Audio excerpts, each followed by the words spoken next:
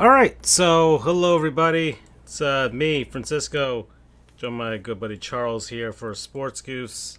I think we left off at 206, so that's where we're at right now. I've named this the Summer of Goof because a lot has happened since the last time we. God, I don't even think we even did a show this calendar year. So a lot has happened. Charles is in Yeah. school. Charles made GameStop do Chapter 11 bankruptcy. He's going for the Chapter 7 in a couple years, actually. If The Sony's heist of the century. if Sony's about to make some plans right now for PS6, and and the Panthers won the cup, so the summer of goof, summer of petty as well. I've awakened once more to dunk on Canadians, which is great. I haven't had the your prize video, Charles. You want to see me dip the sandwich in the maple syrup? And we have to kind of explain that. Yeah. Go ahead. All right. So, hi everybody. We're back. We ain't dead like baby's kids. We don't die. We multiply. I had to say that because I have a nephew again. So there you go. Yep, The that happened. bloodlines. That happened So, over the summer. Yep. Yeah, happened. So much has happened like 3 weeks, and I'm like, okay. So Francisco in the playoff runs, it got kind of tough. It got kind of tough, and he's very anti-Canada, all that fun stuff. Toronto, was it on the semi-conference, was leading like wherever, and Yeah. I was like, and I was kind of giving crap to Andrew too because the thing about Andrew, he's very superstitious in sports, but he did the thing you shouldn't do Mm. in sports, and is like take claim super early. Because what do you say, like Florida or hockey runs through Florida? And I'm like, and that's because he's a Lightning fan, and you're a Panthers fan, and the whole everything, right? But I was like, ooh, you jinxed it, kind of thing. Or actually, that was after. But then Francisco's down. Like we're making jokes about like the end of the days kind of thing, and how the Twitch is the only thing we can live for. But we might not even make it. All this fun jazz. And so I told him like, where's your faith? Where's this? And I had a feeling, man. I'm more hockey focused lately. Last couple of years, last 4 years. So I'm like, yeah. I'm like, you could do this. You kind of go and get it and go from there. And they came back, and after like they tied it, I'm like, Francisco. It was like what 2-0, and then became like 2-2. I'm like, Francisco, if they win this, because the whole running joke was about you dipping your sandwich in ketchup from all those years ago. So this was a callback, and I'm like, Francisco, you have to dip a sandwich in maple syrup, especially since you're playing the Maple Leagues. And fast forward, he wins that series. Then they go against the Oilers and the Canadian team, who is very big on maple syrup, and it continues. And then I'm just like, brother in Christ, you owe me a video. You could broadcast on the show, I don't care, but you owe Francisco and I, or Andrew and I, a video of you dipping your stuff in maple syrup. So that was it. It was kind of like a gentleman's bargain that Francisco never agreed to, but for anybody who knows me, I have a great way of enchanting people to do things, right? It's about mere obligation. Yeah. I play the system on you. Yeah. Oh, well, in all honesty, I think I would if I do it. I'd probably have some fun with it. I probably you know what, if I do this, actually now I kind of want to do it. Thinking of this idea, I'd love to. But you should have done it to begin with. I know, but I can still do it. It's a summer of love with the Panthers and the Cup. They're parading it around. They're in the Bahamas with it. They're all over the place with it. So I've got an entire summer of celebration going on because you continue celebrating the Stanley Cup until you hand it back to Phil Pritchard and the Hockey Hall of Fame on opening night. So I have this entire summer to do this. And now that I'm thinking about it, now I'm kind of going through it with my head, I'm thinking, man, you know what I would love to recreate, Charles? The hot honey chicken sandwich from Wendy's. Yeah, but it's not the same. But yeah, it's kind of there. I mean, I think there's. We try new foods, guys. There's got to be. Sorry. There's got to be hot, spicy maple syrup, and there's got to be a category for that. I'm sure somebody sells it. I am sure somebody sells it. I mean, you got chicken and waffles. That's a thing as well, right? So it's not that far fetched for me to do that, and I think if I do that, I'd probably make an homage to it. Not exactly, it won't be honey; it'll be maple syrup, but like a spicy maple syrup. I think there's a good possibility for that. Yeah. So yeah, the summer of love and the summer of goof, and in all honesty, I'm just having a it's the year of Francisco part deux It once really more. is. And I have had a hand in it on two occasions. One for being the moral engine of your Panther support and your faith Hmm. on it. And then also the big thing that happened, which we're going to give to a segment because we're still doing the intro suit. But Oh I yeah, got to consider a man in a brown suit. I don't I don't really have any direction for this show. I do want to, some things we're always going to talk about the cup and the Panthers winning it again. We obviously have to talk about the course of the summer that we've had so far, our plans for the future, the heist, the greatest heist of the century. Mm-hmm. So far, at the very least, because I think he can pull it off once again. I think he just did an Ocean's 11. Ocean's 12 wasn't a great movie, but I think you can pull that off too. And then I we'll see what would happens probably with Ocean's. break the fourth wall a lot. I would probably just look at myself like, hey, man, shit. Yeah, and just kind of go over our thoughts on those things that we've gotten over the course of I guess these 6 months or so since we've been out with all of this. And we've been busy with our lives. Me, my career, Charles's career, Andrew as well, and Charles in school trying to better himself for some weird reason. I went to a conference as well, a professional conference at a resort in which I did more of the conference than the resort, Mm, unfortunately. So that kind of made me feel icky, that's what it is especially. being an adult. Yeah, and I think overall, the summer has been, or at least the year has been, so far so good for me. I'm happy with my purchases, and I'm running this off of, gosh, that's a new thing as well. I think this is the first time I'm actually running the show off of my new PC, because this is the first time I'm actually running the show off this thing. That To be is, very fair, huh? you have like 50 new PCs. So Yeah.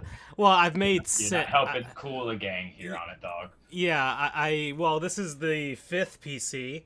I gave Andrew the first one, which doesn't really have an upgrade track anymore, and I made two, one for my nephew and my niece, and then the fourth one is in my room, and then I built the fifth one out of the remnants of my first one, and I'm very happy with the look and design of it. Charles has seen it; I love it.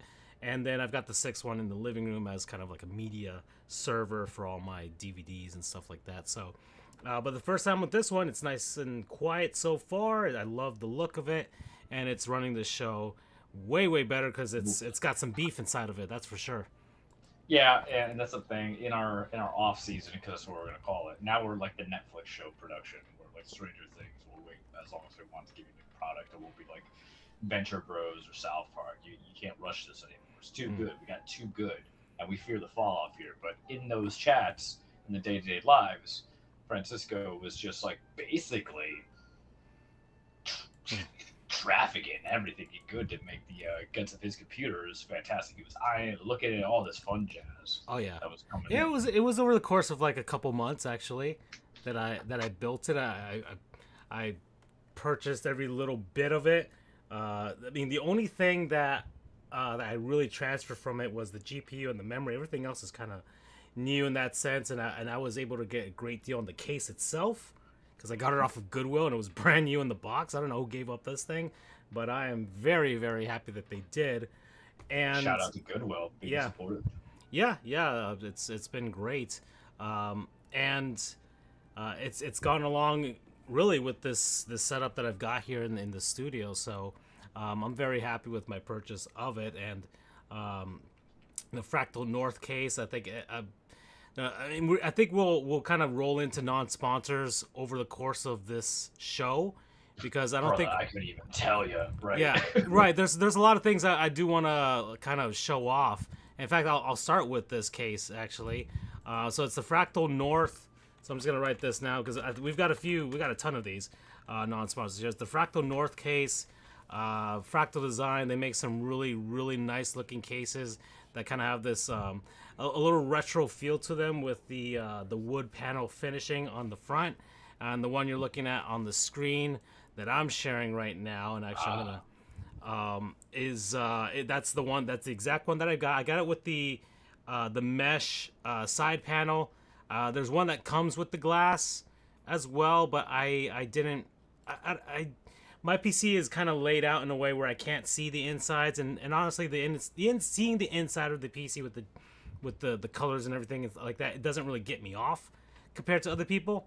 So it's not really that important for me. I do like the airflow with the mesh design on the side there, and it comes in the regular smaller size, which is the one that I have, and they have like an XL version if you have some really beefy parts that you can't fit inside the regular version. But this is good enough for me, good enough for what I want to do. I've already ran a few games from this year on it, and from the recent years as well. I've shown Charles screenshots of Control and a bunch of other things that I played. Doom Dark Ages is probably the latest actual release from 2025 that I played on it. Good game. I think You beat it? I don't remember. I did. I beat it over the course of, I think it was like 20 hours or so, 25 hours. I did it within a nice reasonable time frame before the Great Heist. Actually, the heist was over the course of over a few. Well, I'll let you explain the heist later on. But Doom Dark Ages was also a good game. I played it on Game Pass. Actually, I didn't actually buy it.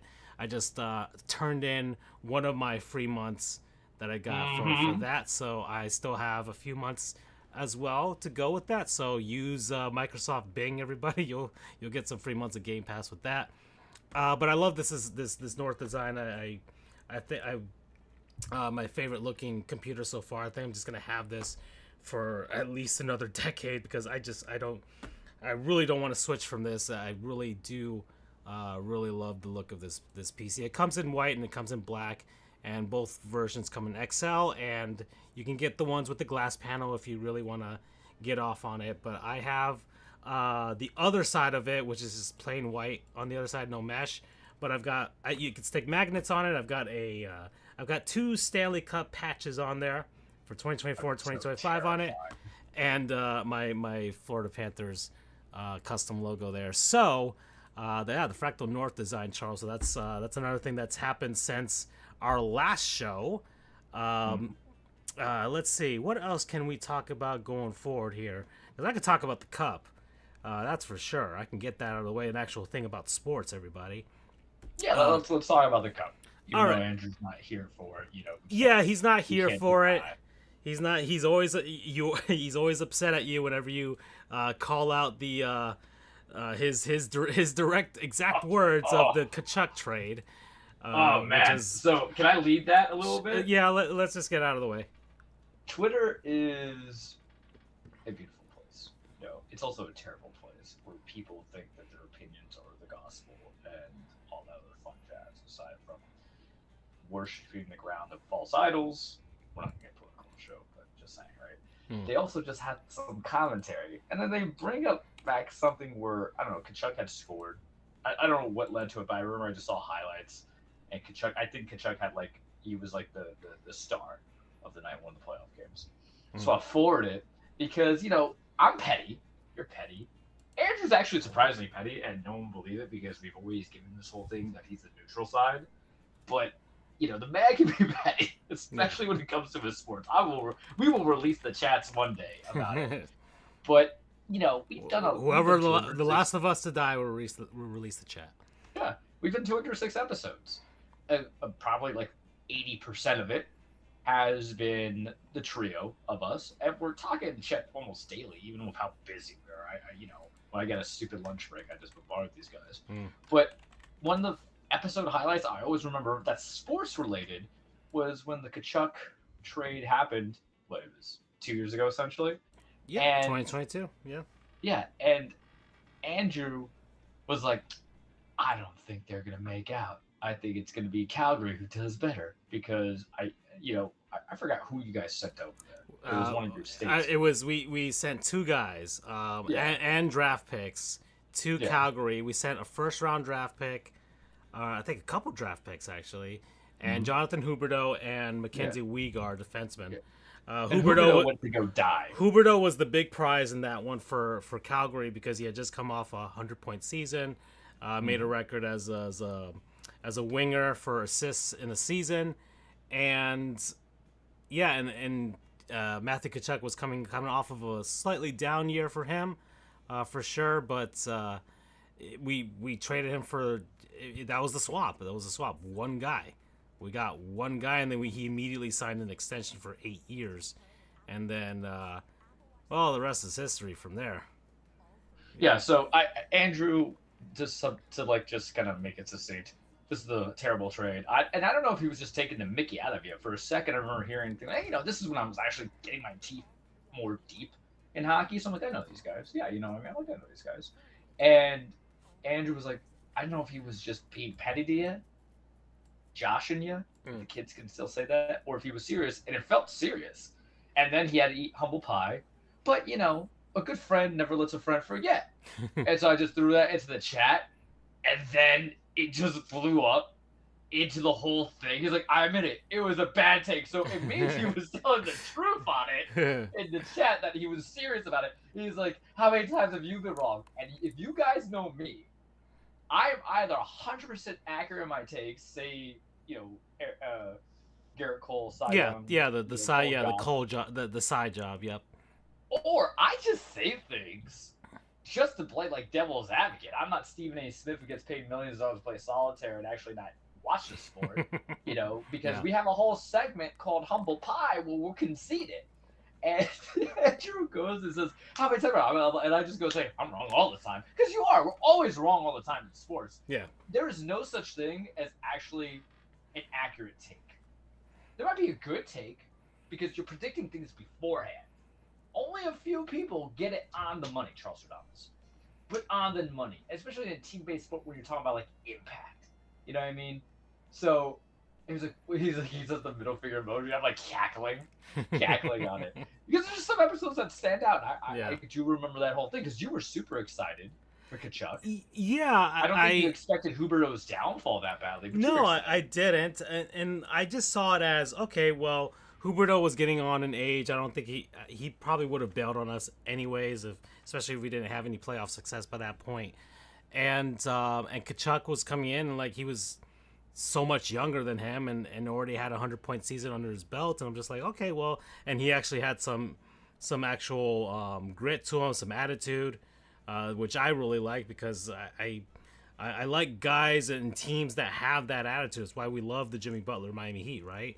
It's why we, I mean, that was the whole thing about my Jimmy Butler thing. I'm like, screw him on the 76ers. I know he's there. I'm like, oh, he's 17. I'm like, this is great, guys. I'm telling you, it's the penny. So it's I was excited about that trade, and everything's been great ever since. And the Panthers have been on this upward trajectory, and I just I didn't think it would get to this point. I didn't think. I mean, it's impressive. Yeah, especially back to back. What it does is so. Andrew's not here, so he can't defend himself, but this is a sports show, and it's also a fandom show. That's really what we should reclassify it as. It's a fandom show. What the fandom is, we can't tell you. I'm apparently a fandom being cheap, and it's great.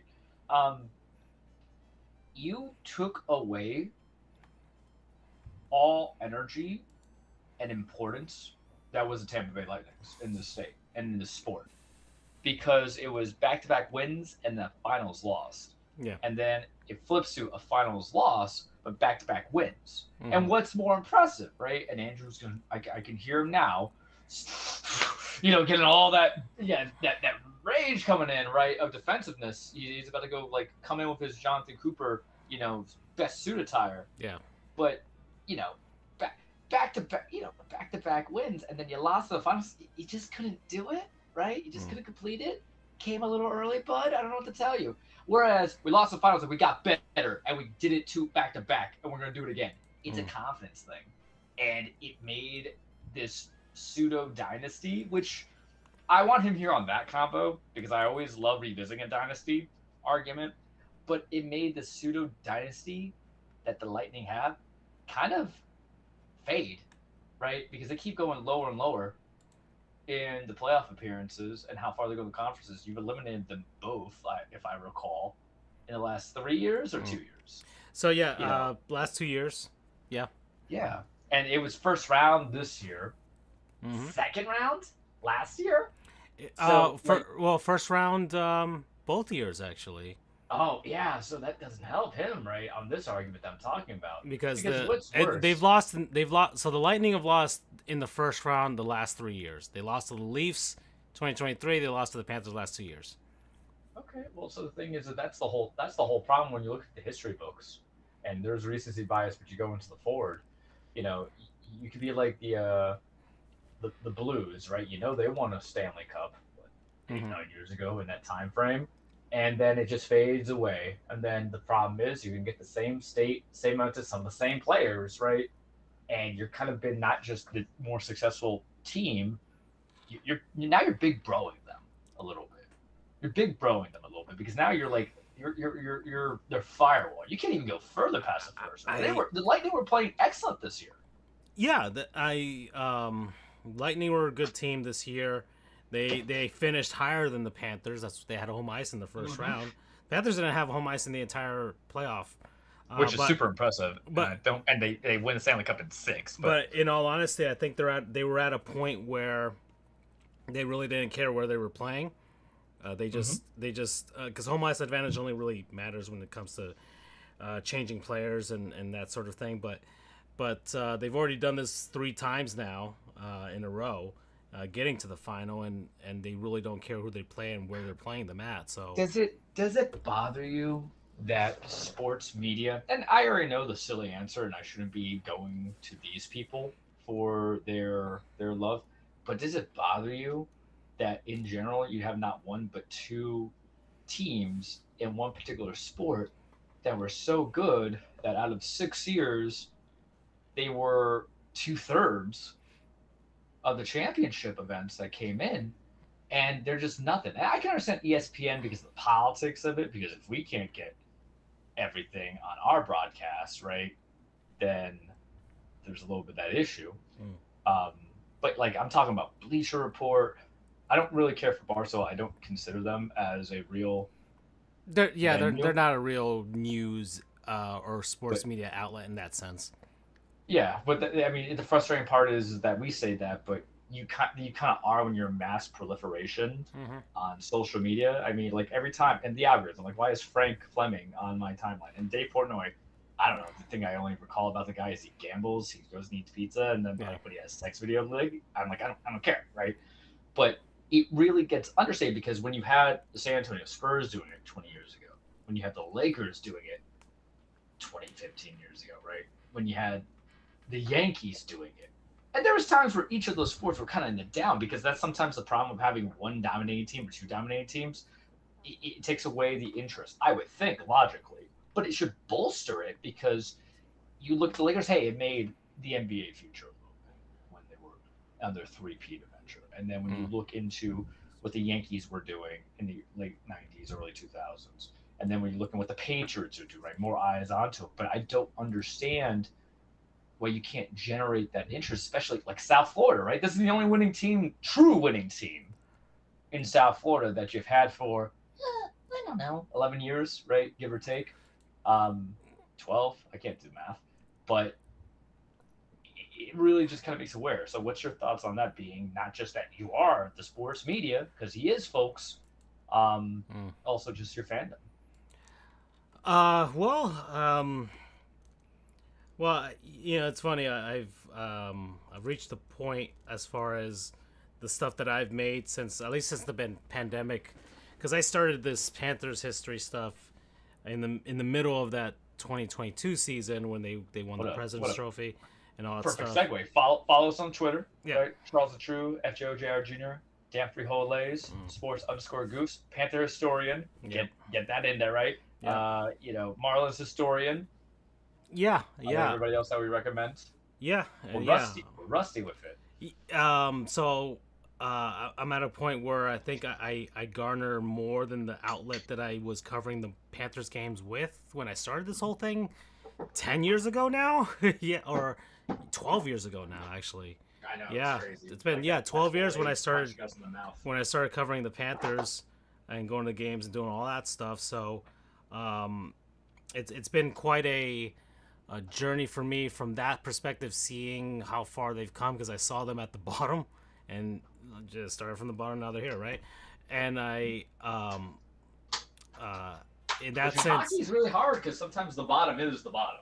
yeah. I mean, look at the Buffalo Sabres. They haven't made the playoffs in 14 years, and you could look at they had an entire lineup of all stars now that they've traded away or just let walk because they just couldn't develop them when they were young, and now they're just perpetually bad. Whereas the Panthers found a way with Bill Zito, and he's really the catalyst of all of this because he came in and he completely turned it around. Former player agent, former was the assistant GM in the Columbus Blue Jackets, and came from a baseball background as well. So he was definitely deep into that analytics game, and that's what they do. But they kind of they mixed analytics with this hockey, I guess traditional hockey sense to kind of create this monster of a team that now the Panthers, when people are comparing them, they're saying that this team has probably been one of the best teams of the salary cap era, which started in 2005. So like and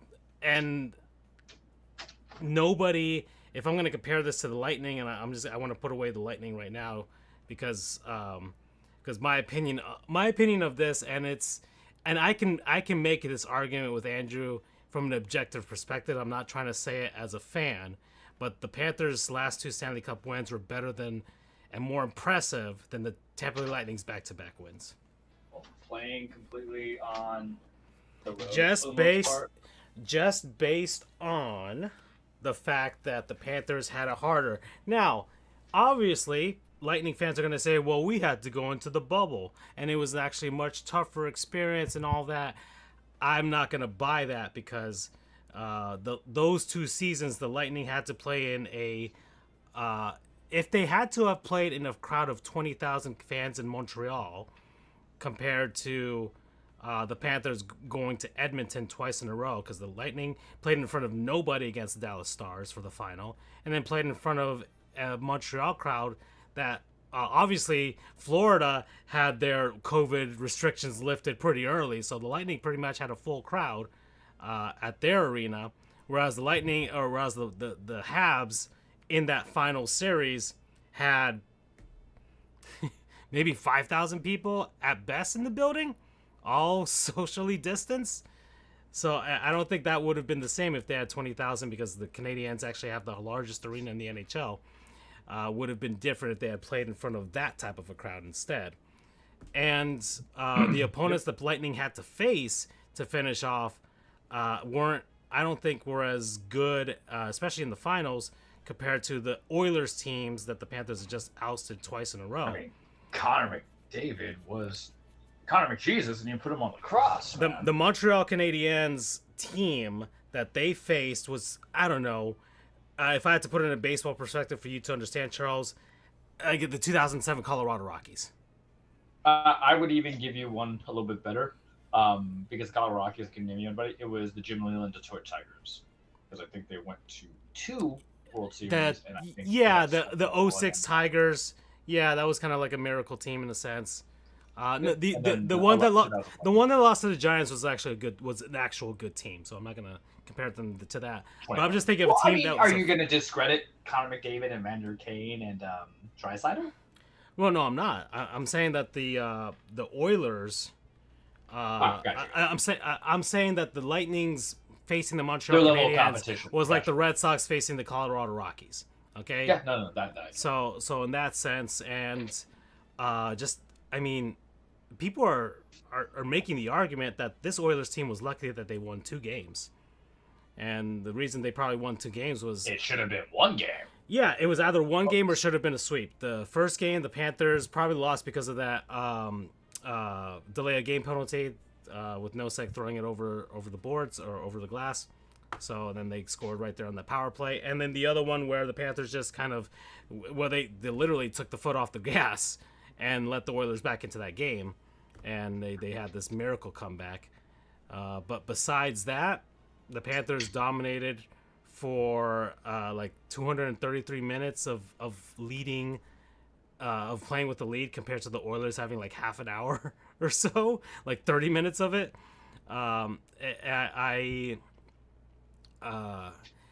People saying that this team was better than the team from last year, which is for sure, and making one of the greatest mid-season trade deadline deals of all time with Panthers great Brad Marchand, who is a man who I remember.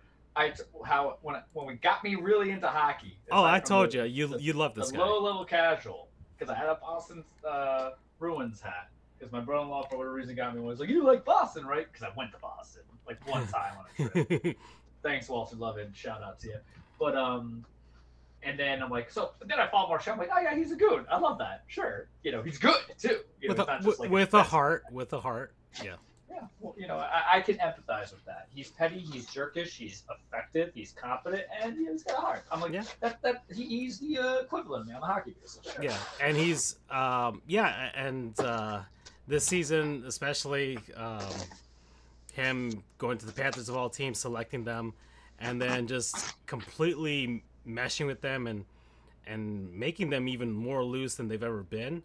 The whole Dairy Queen thing was fantastic.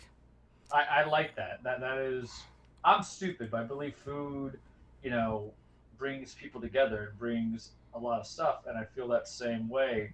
That's why I try some stuff for you guys, that you'll never eat, but I would definitely buy you guys like flaming hot Cheetos and stuff. Yeah. It's just one of those things. Let's see. Well, go ahead, tell us about the Marchand love. Yeah, well, Brad Marchand coming in and playing an immediate impact, putting him on that third line. Third line was fantastic with him, Eetu Luostarinen and Anton Lundell playing.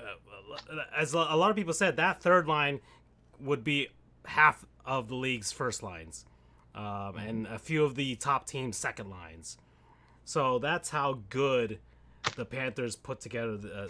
Just put this team so well together.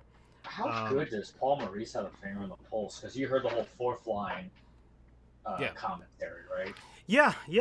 Paul Maurice is definitely a player's coach. He's been pure motivator. He started early. He's only 58 years old, by the way. He's been coaching since like 1996 or so. So he's been at this a long time. And when you hear him speak, you can just hear how knowledgeable he is, how he's got this kind of Zen focus to him a little bit. In a sense, I can kind of sort of compare him to like Phil Jackson in that sort of sense.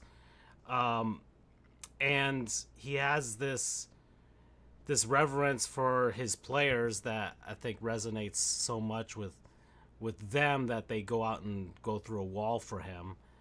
And he rewards and he remembers things, and training camp is so hard, and the way that they play is so hard, but they bought into this system in the way that they play, which is dump the puck in, minimize risk, and just get at it to get the puck back as much as possible. And teams don't play that way. Most teams don't play that way, and a lot of teams may be trying to copy what the Panthers are doing. But I don't think anybody's actually really been effective at it. The Carolina Hurricanes, it seemed like that they would be the team that could give the Panthers a run for their money. When they went into that series, people really thought the Canes had a shot because the Canes play a little bit of that Panthers style, but the Panthers play it to such a perfective T that they are the standard. And the Canes were substandard in that sense, and you saw you it. always want to be the mold too, folks. Right. So the Carolina, so the Lightning series was just vitriol between both sides of Florida. I said some heinous things. I know Andrew was really mad at me. Well, God bless Andrew, but he is not a certified shit talker. Yeah, One. and I was ready for that series because man, oh man, and you know me, the whole Champa Bay thing, I fucking hated that thing one. Yeah. So You can't crown yourself, man. yeah, When you so only have one thing winner too. yeah, they lost the World Series. Come on now. We had that. 2023 happened, and we lost. We lost the. We lost the Stanley Cup. We lost the NBA Finals. The Marlins lost in the first round of the playoffs, and the Dolphins are the fucking Dolphins too. And but then 2024 happens, and the Panthers beat the Lightning. You know, exercise their demons. Then they come back again this season, and they do it again. When everybody was favoring the Lightning to win that series, there was like a Lightning in 5, Lightning in 6, and that was because the Panthers were going into that series. They had injuries because Kachuk had was injured.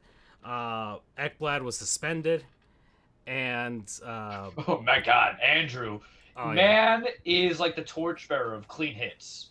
He'll tell you if it's good or not. And me, I'll be honest with you, I can never tell the difference because why?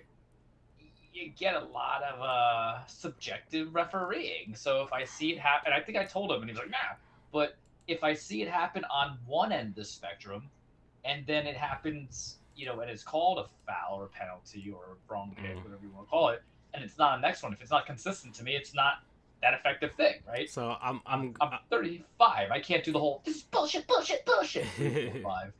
But So- you know what I'm talking about. yeah, I get it, and I was I'm going through my Panthers historian page right now. It's you're getting a timeline of the playoff for the Panthers as I'm going through the Lightning round, and you know Aaron Ekblad laying down the elbow, and there was some WWE stuff. I was enjoying hockey thoroughly. Yeah, the Panthers Lightning series was, and the Panthers will tell you that was the hardest of the 4 rounds. That was the hardest one because those teams were legitimately trying to kill each other, and which is what you want. Every sport needs a rivalry, and the fact that you have a in-state, in-division, conference rivalry, yeah, and that's a recipe for success. Oh yeah, yeah. So I mean that I think it was very cathartic for Panthers fans to kind of. Not only did they beat them last year, but then they just completely tore the skin off the Lightning with everything that they got, and they got Jake Gensel and all these guys, and they're like, we came back, and it's like, okay, fine, but then their culture gives up their captain in Steven Stamkos, and I honestly think that probably affected them more than they think it did. So he was just average on the Predators. But the Predators was a disaster for him, but I honestly think it's just because it's a symbiotic relationship. I don't think I think they should have kept them in some way, shape, or form. But in any case, we beat the Lightning. The Leaf series was I was on the ledge for a couple times there, but it was very clear, and it was just funny that the Panthers just kind of did that to the Leafs again, and Leafs fans are awful. I will say this, and I don't think anybody... Yeah, I saw some of those chats. Listen, that's why I go back on Twitter. Y'all talk all that smack, but would you say that to somebody's face? Yeah. So Leafs fans are awful human beings. They've suffered so long that it just kind of gets to me that they don't realize how much their awfulness rubs off on their players in a negative sense where they can't even perform anymore. And they're so angry about the state tax and all that stuff. And honestly, the players probably don't give a shit, 3 or 4 maybe, about that at all. I think it's really, y'all are just a fucking shitty fan base, and nobody wants to play for you. Nobody truly wants to play for the Toronto Maple Leafs. Yeah. At this stage of the game, because they've created an environment through their media, through their fan base, that it's just unattractive. I remember Aaron Ekblad, he had an interview about 2016 when the Panthers won the division that year. And he's like, yeah, you go into Toronto and the media circus that they have.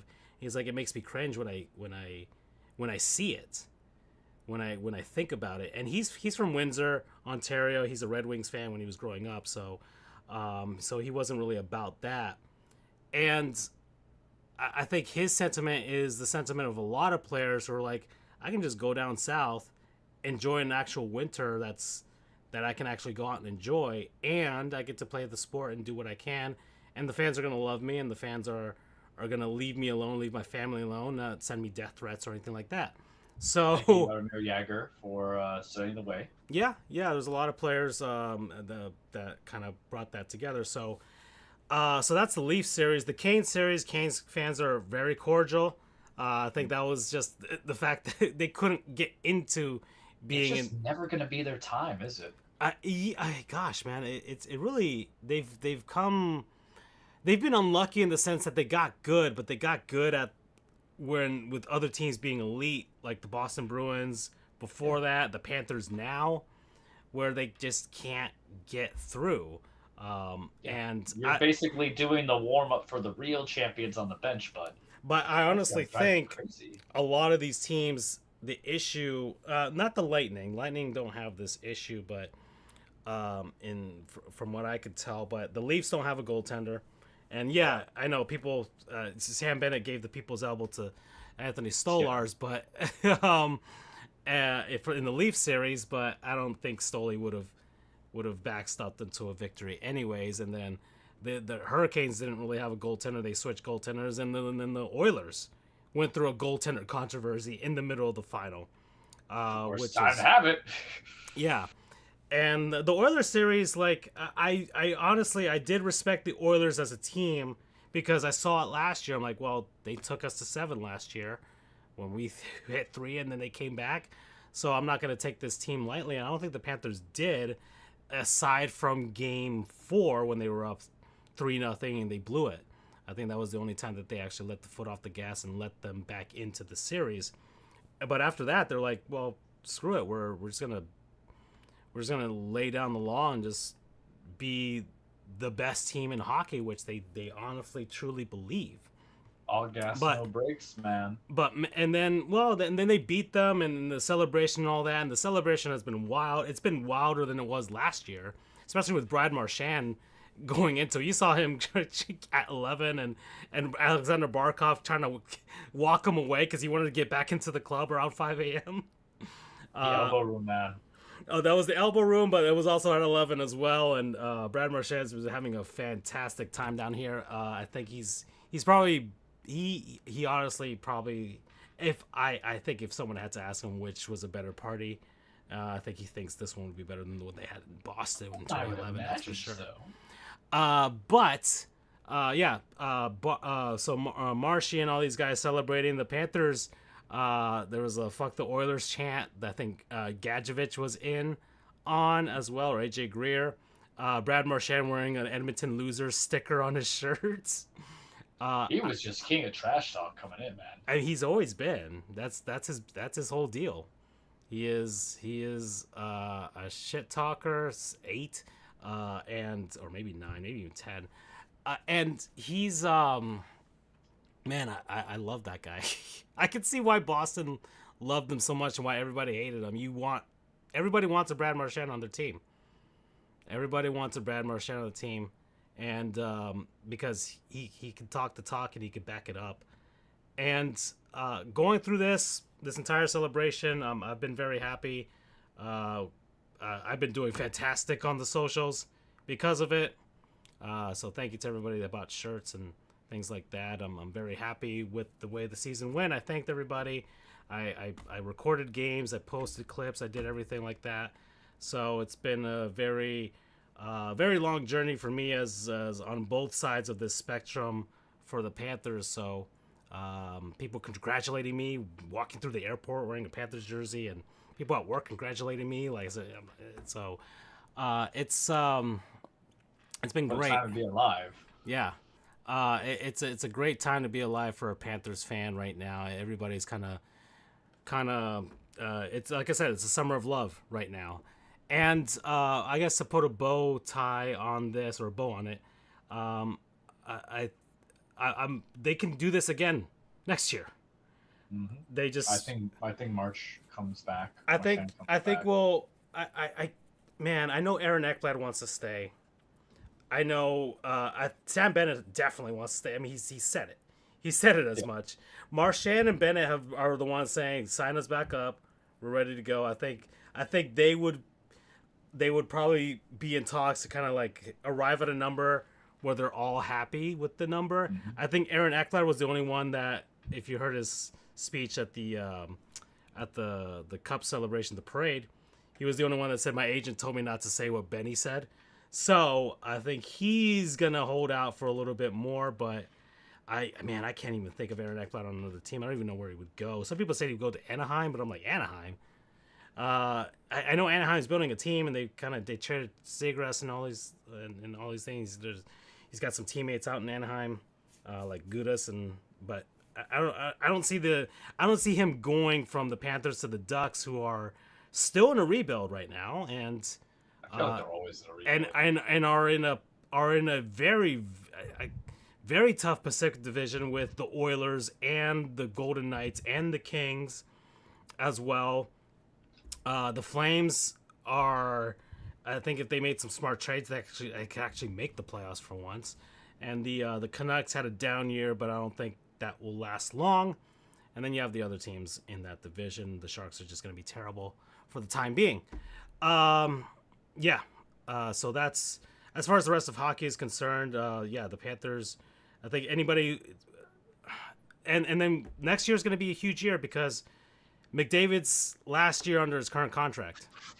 Yeah, it feels like he's heading out. I mean, I saw him watching his interviews, and you can only give so much. But we grew up in the LeBron era of I love Cleveland. I love Cleveland. Every defeat, you see that dead, cold, distant eye. It's like a father who doesn't want the kid kind of thing. Mm-hmm. That's what I saw with Connor McDavid. Yeah, I think for McDavid, he could usher in an era, if he does this, to be like LeBron and do this in the NHL, because the NHL doesn't really see players move around that much within a season. It's not really within a season, or at least go to a team to, I don't know, form a super team or anything like that. I think if McDavid did that, it could usher in an era where players are actually really doing the ring chasing. You kind of saw it with the Detroit Red Wings in the early 2000s, even late 2000s as well, where guys are trying to sign on and try and win a ring with them, kind of like with the Lakers around that era. But you haven't seen a player go out and try and form a team with somebody else, or go out ring chasing again and trying to join a team that's already established, like Kevin Durant did, right? So I think if any player could do it, it would be McDavid, because he would set the standard. And yeah, he'd probably get glommed on all over the place on TSN up there in Canada if he did go to, especially if he went to an American team. If he did do that, especially if he went to, like, I don't know, the Panthers or somebody, or like the Carolina Hurricanes or the Vegas Golden Knights, somebody like that, where they're already established, they're already in this window right now. I think Vegas is still kind of in that window. Colorado's definitely kind of in that window. Like, I could see something like that, McDavid, McKinnon, where if they just found room for all of them, they'd be like, oh, wow. So the salary cap is going up. So I think some teams should... Talks of 84 games as well. Yeah, talks of 84 games, which I don't like. I think we have enough games as it is. But I think he's going to be... Nobody should be making big moves right now until once we get to that trade deadline next year. And if he hasn't signed an extension, or if the Oilers are like, yeah, we're not going to move him because they probably see like, hey, let's see if we can get one more window out of this and see if we can do one more thing and try and re-sign him over the offseason. I think every team, much like when LeBron was a free agent, should just start planning around trying to sign him if you're on the cusp of something great, right? Mm-hmm. I don't know. He's played in Edmonton, Alberta, so any other city was probably just going to be a bigger market, anyways. So that's he could go to Carolina, right? He could go to Dallas. He could go to Vegas. He could go to New York with the Rangers, right? There's a few teams. He could go to Toronto, where Toronto or Montreal, just teams that are either trying to get over the top or trying to usher in a new era. Or he could do the unthinkable and come to Florida. But yeah, that's that's the story of next season. That would also be good though for hockey, and this is my finishing thoughts on it, because you got stuck with poster childs, I think, for out the years. Like you always knew who Sidney Crosby was, right? Now it's Ovechkin, something like that. But it's these homegrown drafted guys who go on and win. And I don't know the MVP trophy names, either the Conn Smith or the Corey Hart one, whatever. Yeah, right? the Hart. Yeah. Oh, okay. I knew it was something, right? It's confusing. You gotta give like real names, man. Don't give me real names. You gotta legitimately just give me like best player. It's easy, right? You know, it makes sense because there's always gonna be that one person like, what did they name that? Why is Jerry West the logo? But I think it does put an eye on interest because unfortunately, in the sports world, to get people more invested on talking about, to get the water coolers it takes, you need inconsistency with stars. You know, not just staying in the same place for so long. Like how long has Sidney Crosby been with the Penguins? Well, that's another question next season. There's a few things. Yeah. But that, like the end of the game though, in comparison to like in the prime, a little bit over the prime, stuff like that, unless you're like the big trade asset. And I think it actually did wonders for the NBA to a degree to get. And I know we hate the casual viewing, but the thing is, the diehard's always going to be there.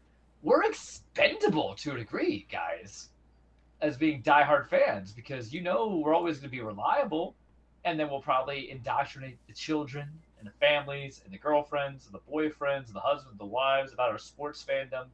But how do you get the casuals, right? You know, those are the valuable ones who will just kind of buy your jerseys. And that's what KD's done. Been 5 different teams. Not my own team, for whatever reason. You asshole. Pat Riley. 6, 7. I don't even know if it's his fault, though. I wouldn't have traded all that stuff for KD. I'm not going to. I've wasted enough of my breath on KD in the last 6 years of the show. But you do that in hockey, it might create more excitement because who's your sexy free agent, right? Because they don't let them go because of how like bad the salary cap has been. It's kind of like, okay, we'll kind of, no pun intended, cap your abilities to go and consider free agency. So maybe Leon should do it. Not Leon, sorry. Connor McDavid should do it. Yeah, well, I'll tell you this: if the Oilers want to have a chance of keeping him, they better go out and get a goalie. Because I think he's got to look at, if he's making this decision, like can they put you over the top? Because so far you've got close, but now part of the other issue too is that he was dead silent for all but one game. Yeah. Well, that was the other criticism for him, is that in the games that mattered the most, Game 6 this year and Game 7 last year, he was gone. But I honestly think he was like, he doesn't have enough around him. He has probably the second best player in the world alongside him, and they've got nobody else after that. Well, if you told me that Brad Marchand, Sam Bennett were going to be responsible for a quarter of your entire postseason run goals, right? Yep. That's a lot. You know, this ain't football, man. Yeah. That's TD and stuff like that. But you could see it in Game 6 and in Game 7 last year, where him and Draisaitl were out there every other minute, and they can't play 60, and having them play 30 is insane for forwards, and you can't clone them. Yeah. You And could they just tell shipped off they. Kane. Yeah, I mean that was a thing. I mean, Evander Kane is expendable for in that He's a sense. defensive guy. Well, he's a forward, but but no, he's just a piece that they just had to get rid of because they had some salary cap issues with that. But in any case, they've got nobody else around them. They actually had better depth this year than they had last year, and they still lost in the way that they did. And I think if Edmonton doesn't get a goaltender and if they don't get better guys around them, he should walk. In my honest opinion, he should walk and just go someplace else, even if it's Toronto. I don't care, because that would be funny actually if he fails there too. We got to kill brand loyalty in hockey. But I You could have to see realize him that too. going. I mean, if he had to, I could see him going to a team like the New York Rangers or something like that. So, Oof. anyways, yeah, and I guess to close that, who was it? Who was it said this? I think Matthew Tkachuk said it best. When things were down, I think it was Matthew Tkachuk or maybe Agent Greer actually. When things were down, the Oilers looked to two guys. When things were down for the Panthers, they looked to everybody else. So that speaks volumes. All right, 57 minutes in, Charles. So we got through the cup talk. Let's talk about the coup talk. It was good sports analysis. Yeah. So we had cup talk. Let's go through coup talk. Okay. So you pulled off something that has been in the works, and anybody wants to listen to the back catalog of this show. I don't know when the earliest mentioning of this proposal started. I think at least 3 years ago. Yeah, it's gotta be. Give or take. Like out of the pandemic, out of the COVID restrictions and all that stuff, out of the social distancing. Around that time when we were just noticing our Nintendo Switches were just kind of like, they were chugging along a little bit. I think it was around the time Pokemon Scarlet and Violet came out. Yeah, maybe around that time, or just like where we were saying like, okay, Tears of the Kingdom, and it's like, okay, this is the swan song for the system, and we're gonna gear up for whatever's coming next, right? Because Tears of the Kingdom came out in 2023. Yeah, it was after Splatoon. We beat it around 2 years ago this time. Dude. Yeah, after around Splatoon 3 came out, and we had fun with that, and then Tears of the Kingdom came and went, and we're just like, what's left after this? And but the plan started around that time frame for what would eventually be called the Nintendo Switch 2. We didn't know what it would look like, but we knew it was coming, and we were confident it was a Switch 2. Yeah, wasn't going to be like this weird switch off. Yeah, Nintendo wasn't going to do what Nintendo does normally, and you started laying the groundwork. Foundation. I had a dream. Yeah, let's go. I had a dream. Everything is too expensive. And mind you, I will spend money unnecessarily on food and drink. Why? Because you're either going out, you're making an event and stuff like that. You're not doing it on a daily basis, right? You go on trips or anything like that. I play a lot of video games. I have very limited hobbies. Do I wish I had more hobbies? Sure. But, I can't garden and I don't cook. Sorry, ladies. But it's one of those things where the video games, I can do it for many reasons. Right now, I'm playing a certain game and I'll make the big reveal on while, we get to the point.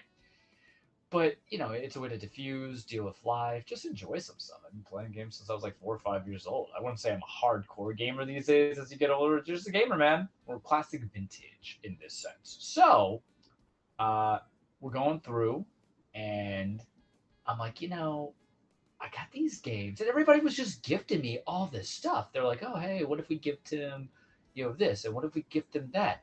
And I'm doing trade-ins because I'm always a mastermind on the trade-in. And I just said, you know what? What if I'm able just to consolidate this? Because I'm almost certain this is like GameStop really falling badly. This is when they're just kind of like at the C, not C minus edge yet. I'm like, I'm pretty certain I could just get that system for free if I just develop it. Because I'm thinking about like how much. You get a birthday and get Christmas, right? So you're at least going to get $50 to $100 between people. Mm-hmm. And then you trade in your game. So I create this whole thing, and no one believes me when I say, oh, yeah, I don't really pay for games. Like, yeah, there's sometimes I actually pay legitimate money for games, like $20 or $30, right? That's usually if there's like a leftover, it's just depending on the times. But I don't even make that happen. Games going $60, $70, going 80, right? But I was like, all right, if I get a trade in this, trade in that. So I'm like, okay, I'll take whatever this amount is from people, and then I'll just funnel to something else. So I'm using other people's purchases essentially for me, for my big thing. I'm like, I'm gonna get the Switch 2 for free. I feel it. I'm gonna do it. Fast forward 3 years later, and a lot of anxiety leading into it because, spoiler, I fucking did it.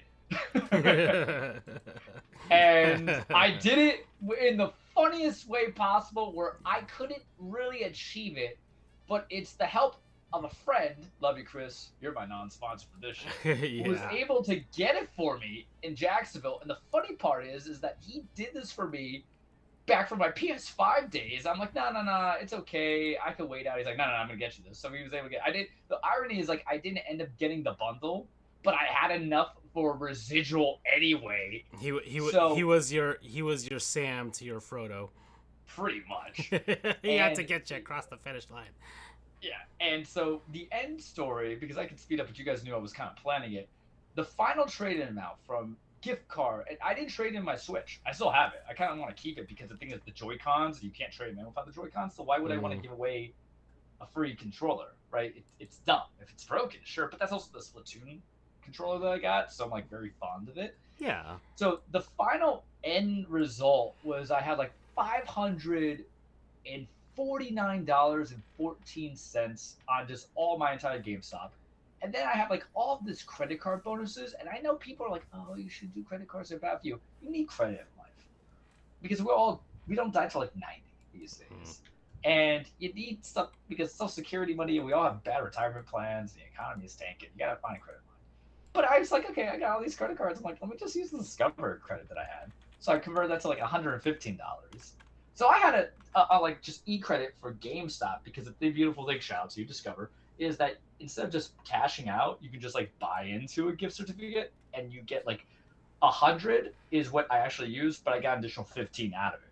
So my final score, guys and gals, was $657. And I had to ship the card off to my friend. Yeah. And I was so paranoid because I don't trust nobody when I have a great plan, because you have to do this, we have eyes. I bought a a regular card from like Publix, like a gift card, not a gift card order, but whatever, right? Like a card that you mail out, like graduation. I mailed it to him, but I didn't do it through US mail because I'm like, no. I went to UPS. Yeah. And I had it like documented, and they paid out. So I spent like $50 just to send this thing there. And then Chris was able to get it, knock it out, ask me if I wanted a Pro Controller. And I'm like, no, because it's all backwards compatible, all that stuff. So I got that. I go and I get Mario Kart. I get it, right? And the irony is, like, I couldn't even enjoy my big coup on like day 1 or day 2, right? Because that'd be shipped to me, and I didn't pay for shipping because there was like money owed. I think I got mine before you got yours, right? But it's fair though, right? The business got, and we're gonna talk about that in a second. Like, I mean, you didn't even talk about pre-order night. Remember pre-order night? Pre-order night. Oh, well, we're gonna leave it to you to tell your story because this is my journey. Yeah. You get to tell your journey. Because this is something we've been looking at for a while. So I finally get her. I'm like, whoo! You know, that was like a little giggle. I think I told you, I'm gonna unbox her naked, bro. Like I just got to. You know, but I did it. I swear. But I did that, and the one thing I hate about Nintendo is like it is the most accessory-heavy company in all the console fandoms. Oh yeah. And I go back through all the years. But they're like, I looked at her because she's beautiful, she's big, she's thick, she's powerful. She's basically my little game Latina. I love her so much. And console Latina. And I'm not giving her a name. You know, it's a console. I don't name any of my consoles that. Like, you know, there's Ramona and Jolene, but no. But I'm like, all right. I looked at it. I'm like, I can't play this handheld. I got to get the Amphil anti-glare glass for $15. Got that. That was hard to apply because I can do it right. And I'm like, I need a hard case because, you know, with this, I don't know if I should put it on the air or not, but opportunity, if I'm traveling a lot, that's all I can say for the purposes. But if I'm traveling a lot, I'm like, what kind of case I want? Well, I went to Walmart and I just got their typical strong on case. I'm like, this is fine, $17. I'm like, that's what you do. You build small with the accessories because I remember with the Wii, remember the plastic gel protector that you get for the Wiimote? What is a rubber pad gonna do? And then, oh, you want to get the Rumble Pack? You want to Wii accessory? I'm like, no, Nintendo. I'm not dumb here. I'm not dumb here. So I got her, and as we speak, because I was building up to this, I'm playing Mario Kart Tour because I beat Liza P earlier today, or World, Mario Kart World right now. And then I had just popped open the Pro Controller 2 to try out live as I'm talking to you. And I wasn't going to buy it, but then I got like sad boy purchase. Not sad in a bad way. Yeah. I just have an interesting opportunity in life, and I'm just like, so I'm like, let me just go spend money and make myself feel good. And that's what I did. It wasn't even a drunk purchase. It was just me doing it. Because, you know, stuff happens. So I'm very satisfied with her. And this is my thought. Now I want to have you tell your story. Yeah.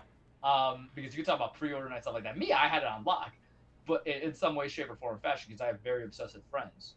But for anybody who's expecting a revolution of game consoles, you're silly. I got an evolution. Yeah. I'm playing Mario Kart on Ramona in actual 4K, bro. What? You know, like, and I was able to fix the HDR rendering, so be mindful when you dock it. But I knew something was up watch because, you know, I have the eye for it, so I had to play with the nodules a little bit, go from there, the nits, and I was like, all right. But this is the happiest I've been. It's faster, it's good. People complain about games, but I'm a multi-console guy, so I could just come back. And I played Pokemon Scarlet, put 10 hours into it, and I'm like, dude, I have no issues. I just got Pokemon's coming out, man. Yeah. Like, I feel like Hugh Hefner for all the Playboy bunnies. They're just there, waiting to catch them all. And I'm in on that right now, after some Mario Kart Tour. So I did it. I can't believe I lived long enough to do it, and I can't believe GameStop stayed in business long enough. And here's the funny part, my guy, and everybody else, I still have $104 left in the GameStop gift card. So when I talk about a heist, I double tapped it. You know, on the zombie movies, you don't shoot in the head, you do a second time. I literally did that. I'm like, nah, you ain't coming back from this. I'm pretty sure I can't go in there. When I go to the GameStop where I live, the guy's real cool. He's like, you know, I've known him for a while, and he knows like the big plan. And I'm sure he's like, I can't believe you did it. No, I'm like, it's just unfortunate I couldn't do it here because I tried to get in line on my lunch break, and I was like, no, I can't do it. I gotta tell you right now, y'all motherfuckers gotta use deodorant. I was in that line for 20 minutes, and you're in the mall GameStop because they close out and stuff, and y'all just smell. Yeah, we know. Dr. Bronner's peppermint soap. Yeah, makes your genitals jingle a little bit, but it's fine. And then Armor Right, and maybe some cologne, because oh my god, man.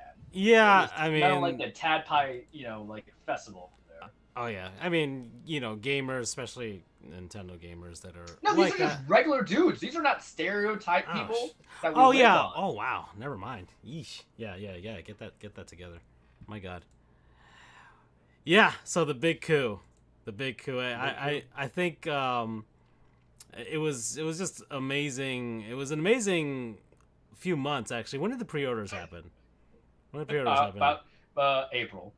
Yeah. It was around April. Yeah, because March was the announcement because I was in court trying to get this person to restrain order. I'm like, so I remember. Your Honor, I hear you, but have you looked at this? So I remember pre-order night, right? So that was quite a night for sure. I think what happened on that night. I was so confident I was gonna get it too. I didn't sweat it. Hold on, I just want to see exactly what day that was, and then we'll switch to pre-order start date. I think it was the beginning of playoffs for you. April 24th, 2025. April 24th, 2025. So I think it might have fallen on around the beginning of the Stanley Cup playoffs between the Panthers and the Lightning. Because I remember I was watching the games and I was doing my thing on the socials and everything like that, while you were manning the computers and the phones. Yeah. You were basically like, you know, back in the day when the radio contest, you had like 1,000 phones to try and call the number, right? So I could only do this through GameStop for me. Right. And that's what people don't realize. There was you had a handicap in a sense. Yeah. Well, one of my friends like, well, why don't you just do it at whatever? Because they were gonna do Walmart, Best Buy, and all that, and then just use your stuff for games. I'm like, I don't think I'm gonna use $600 worth of games. Seriously, the way I do stuff, the way I buy things, it's just gonna grow. I needed that white. You know what I mean? I had to Yeah, kill the monster I created. April 24th, 2025. It was game 2 against the Lightning. That's what it was. Yeah. So I was preoccupied with that. Poor Andrew having to deal with that chat that night. Because I was just blowing it the fuck up. Yeah, it was two different things, Yeah. right? It was two different things. Mhm. Me posting Panthers I stuff. had my laptop, my work laptop, and my phone. Yeah, and I was like, I'm getting this. the Panthers won 2-0 on that night, so he couldn't go on Twitter because I was posting all kinds of shit. 11 with that, and you were all over the place with the especially as midnight was about to hit, right? And GameStop crashed. For anybody who know, GameStop crashed. It did, and until 1 in the morning, and it crashed. And 1:30. I was so preoccupied with the I was running on 3 hours of sleep because I always have to wake up. At That's 5 right, and I remember that you were not lucid around, or you were lucid at the time, but barely enough. I was dying. And so bad. yeah, you were up like at 5 a.m. that day, or for whatever reason. Yeah. I forgot why, but because my Vero court, starts at 9, so I've got to meet clients like 8:30, and Vero's an hour and a half from me. Yeah. Give or take. Yeah, so you got And up. you can't be late for court, guys. Yeah. Not when you have multiple hearings. You can't be late. Sorry. So yeah, you were up that day, and you knew you were on lock for the GameStop thing, so you were limited to that. But I was so preoccupied with the game, and then I was like, I didn't know if I would get the Switch on day one, and then suddenly, but like I was looking at your post, I'm like, you were not as intense as I was. No, you weren't. I was. But you were running on fumes. You were. I think you had like some. Like Mount Everest, people get summit madness. You kind of had the version of that for the Switch too. I was talking so much shit in that chat too. I was inconsolable might be the appropriate word, but I was not a great person that day. And around when midnight was about to hit, and I was just kind of done with the Panther stuff, I'm just like, I kind of had to get my brain rewired. I'm like, all right, yeah, switch to, and I had the apps on. I was on GameStop, I was on Best Buy, I was on Walmart, and I just kind of got it into like my head, like, okay, all right, okay, it's loading, and like I was starting to get hyped up, and then Doug was texting me, OG of the show, and he was waiting for it, and so like then it just became, because we don't really have the midnight releases like we used to anymore.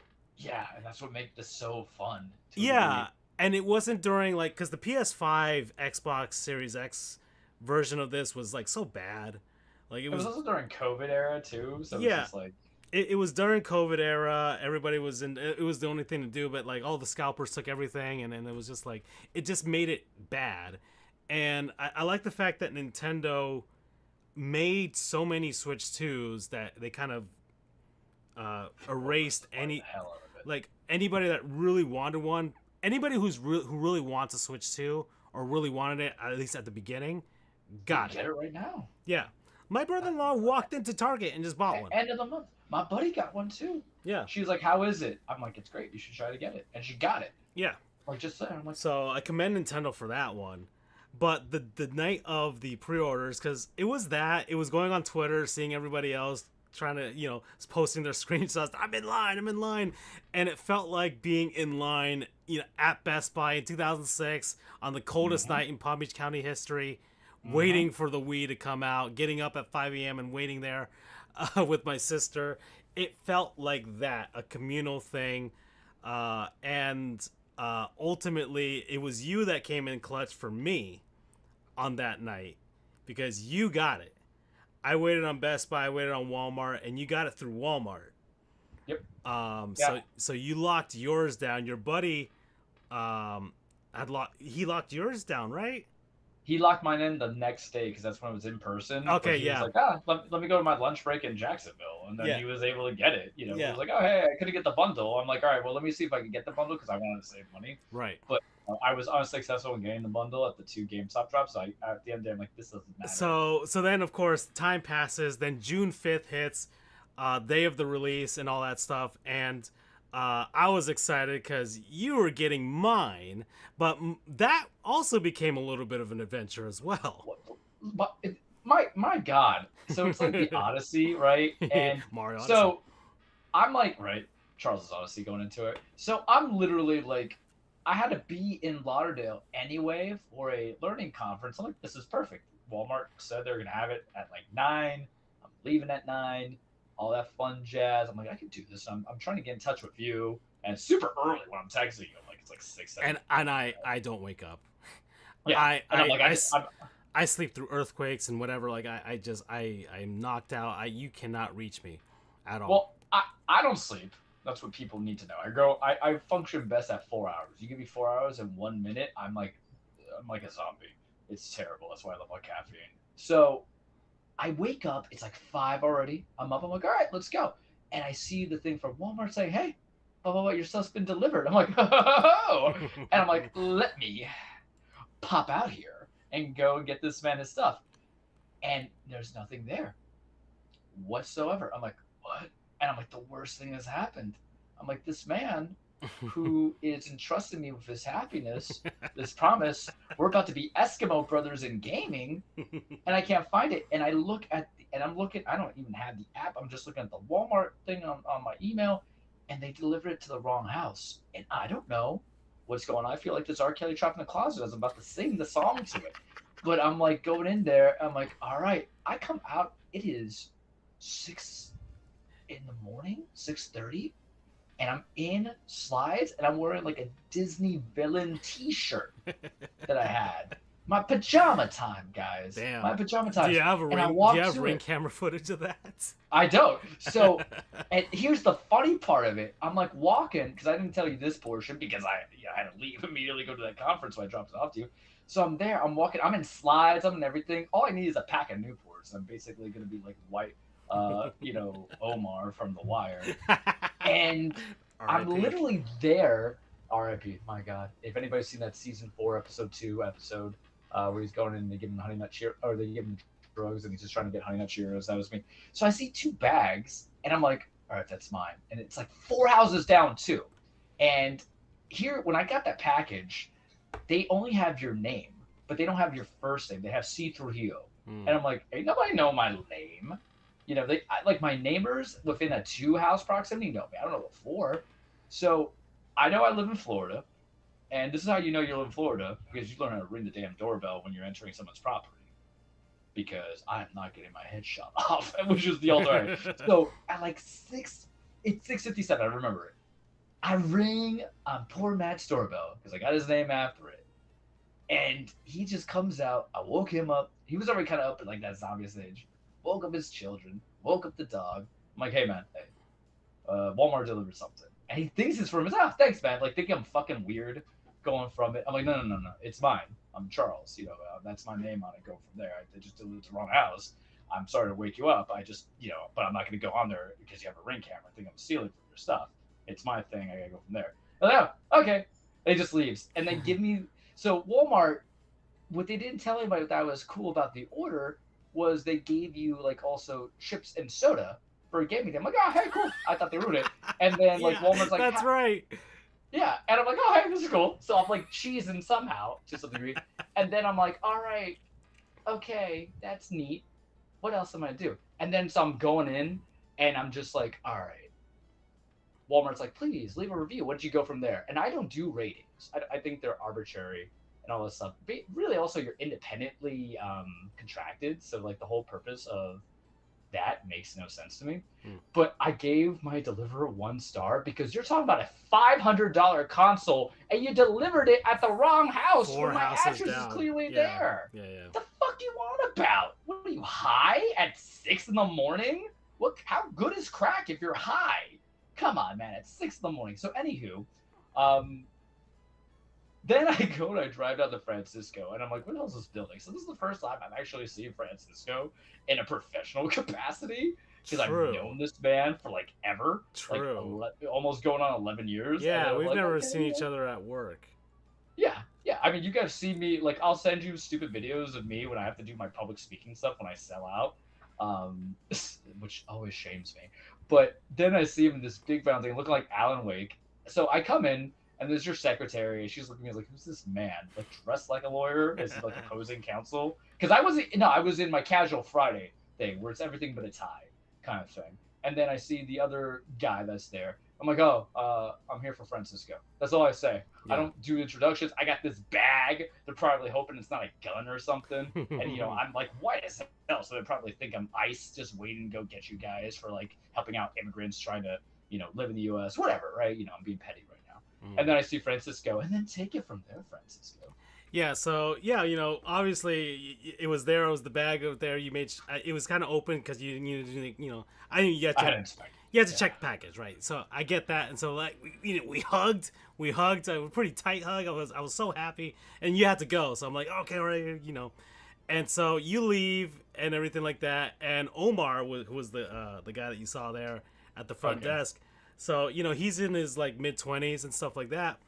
And so he's like, "Oh, who's that?" I was like, "Oh man, that's one of my best friends. He just oh my god, I can't." And so I couldn't wait. I had to open.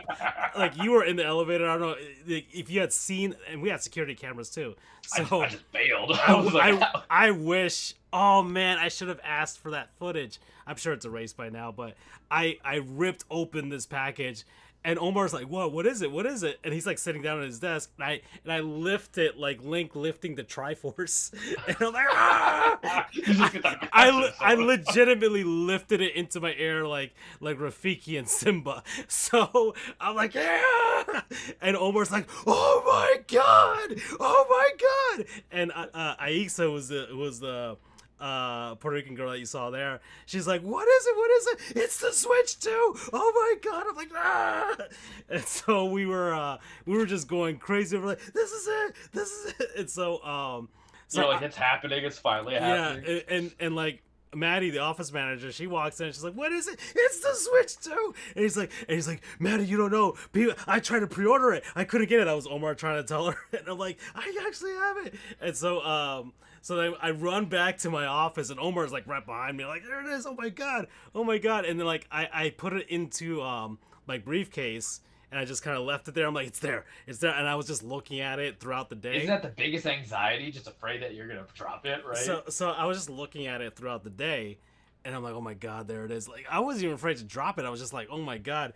And so maybe like an hour goes by, and then Omar's coming by again. I'm like, "Omar, you want to unbox it?"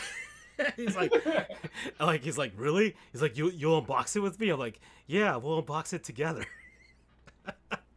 And so we go ahead and we start unboxing it. I'm like, "Oh my god! Oh, there's the controllers." Those cheesy 80 movies where they have like friends bonding when they're getting the new like action figures or something like that, like that South Park episode where they're just I getting legitimately felt like a kid again.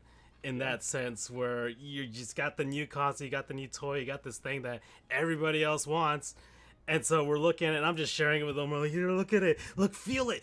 Oh my god, the screen's so much bigger. Oh, the matte finish is actually better than the Switch one." And so we're like kind of going through it. I'm like, "Oh, okay, all right." And so like we had it open, and my office manager walks by, so I'm like, "Hold it." I'm like, "Hold it." She's like, "Okay." I'm like, and so I'm like, "Look, feel it. Do you understand?" And eventually, I'm sitting down and I'm trying to get work done, and I still see it. It's still in my briefcase, but the Switch 2 is actually out now, and I'm just like, what if I just start setting it up now? That way, when I get home, I don't have to set it up as much, right? So I plug it in, I log into the office Wi-Fi, and I'm trying to set it up together, and I'm like, oh, and then it reaches the part where you need your original Switch 1. And I'm like, damn it. Okay. All right, I'm up to this part so far. All right, so then I get home. And yeah, I had it before you did. So I did the setup, and I kind of pre-warned you, like, "Hey, man, this is going to take a while." I was lucky because when I played it, the transfer didn't take me too long. I don't know. I think the fact hours, is, I think the internet in my place was just kind of being bad that day. For whatever reason, because I started setting up and it just took forever for me to download some stuff, but I just prioritized Mario Kart World so I could actually play it the night of. Which is what I'm currently playing as we speak. So finally set everything up, and then finally got through Mario Kart World and all that stuff, and then downloading all the other updates, and finally all set up, and I just started buying like you said, the accessories. So you bought. But you need them. Yeah, so you sent me the 512 gigabyte one, and I bought that from Walmart for the memory card. I bought a extra dock as well for my other room, and also if I want to travel with it. So I've got that now, but and then I thought I bought a second dock, but apparently I didn't. But it actually ended up going well because I bought a like a thing that goes on top, like the dock goes on top of that charges all your other controllers. Yes. I showed that to you. So I've got that set up. So I and like all the Switch stuff works on it. So I don't. And that's the beauty about this damn console. I don't really need to buy anything different. You, of course, succumb to the Pro controller too. It's so good, the battery life, man. And the thing is, like, I'm not gonna get Joy-Con drift, which I didn't really get on the and one, but I'm assuming the rumble's better in this one. Yeah, I'm playing that right now. I've noticed some things. The hardest thing... I'm sure we're going to really feel it in Donkey Kong. I think that's where you'll notice it. Well, I'm going to discuss this Pro Controller because it was a hefty price. Yeah. Let's review the accessories that we've got so far. Sure. So this dock thing... We're a fandom show, everybody. So, let me find the actual name of this thing, because I actually will recommend this because it's really nice. It works for the Switch 2 controllers and the Switch 1 Joy-Cons as well. So that has my interest as I expand more shit onto it. Yeah, and it looks pretty seamless as well. It looks like it was originally part of it, which is pretty cool. Let me find the actual name for this thing, because I initially thought it was that, but it's actually a charger. But either way, I bought it and then I set it up. I was kind of disappointed. I'm like, I thought it was a second dock, but it's called Fastnail's 8-in-1 charging dock. Okay. So it can actually, let's see, it can charge 8 Joy-Cons. Okay, why is it 8-in-1? Oh, that's why. So it can only charge 4, but it has the charging for 8 different things, which is 4 of the Switch 2 Joy-Cons or 4 of the Switch 1 Joy-Cons. You kind of mix and match them however you want. So that's what it is. 8-in-1. It connects right to the dock, which is great. Bought the second dock. Get the HDMI 2.1 cables, the high-speed ones, please, because that's how you're going to get the 4K and the 120 FPS with a actual monitor that can handle it.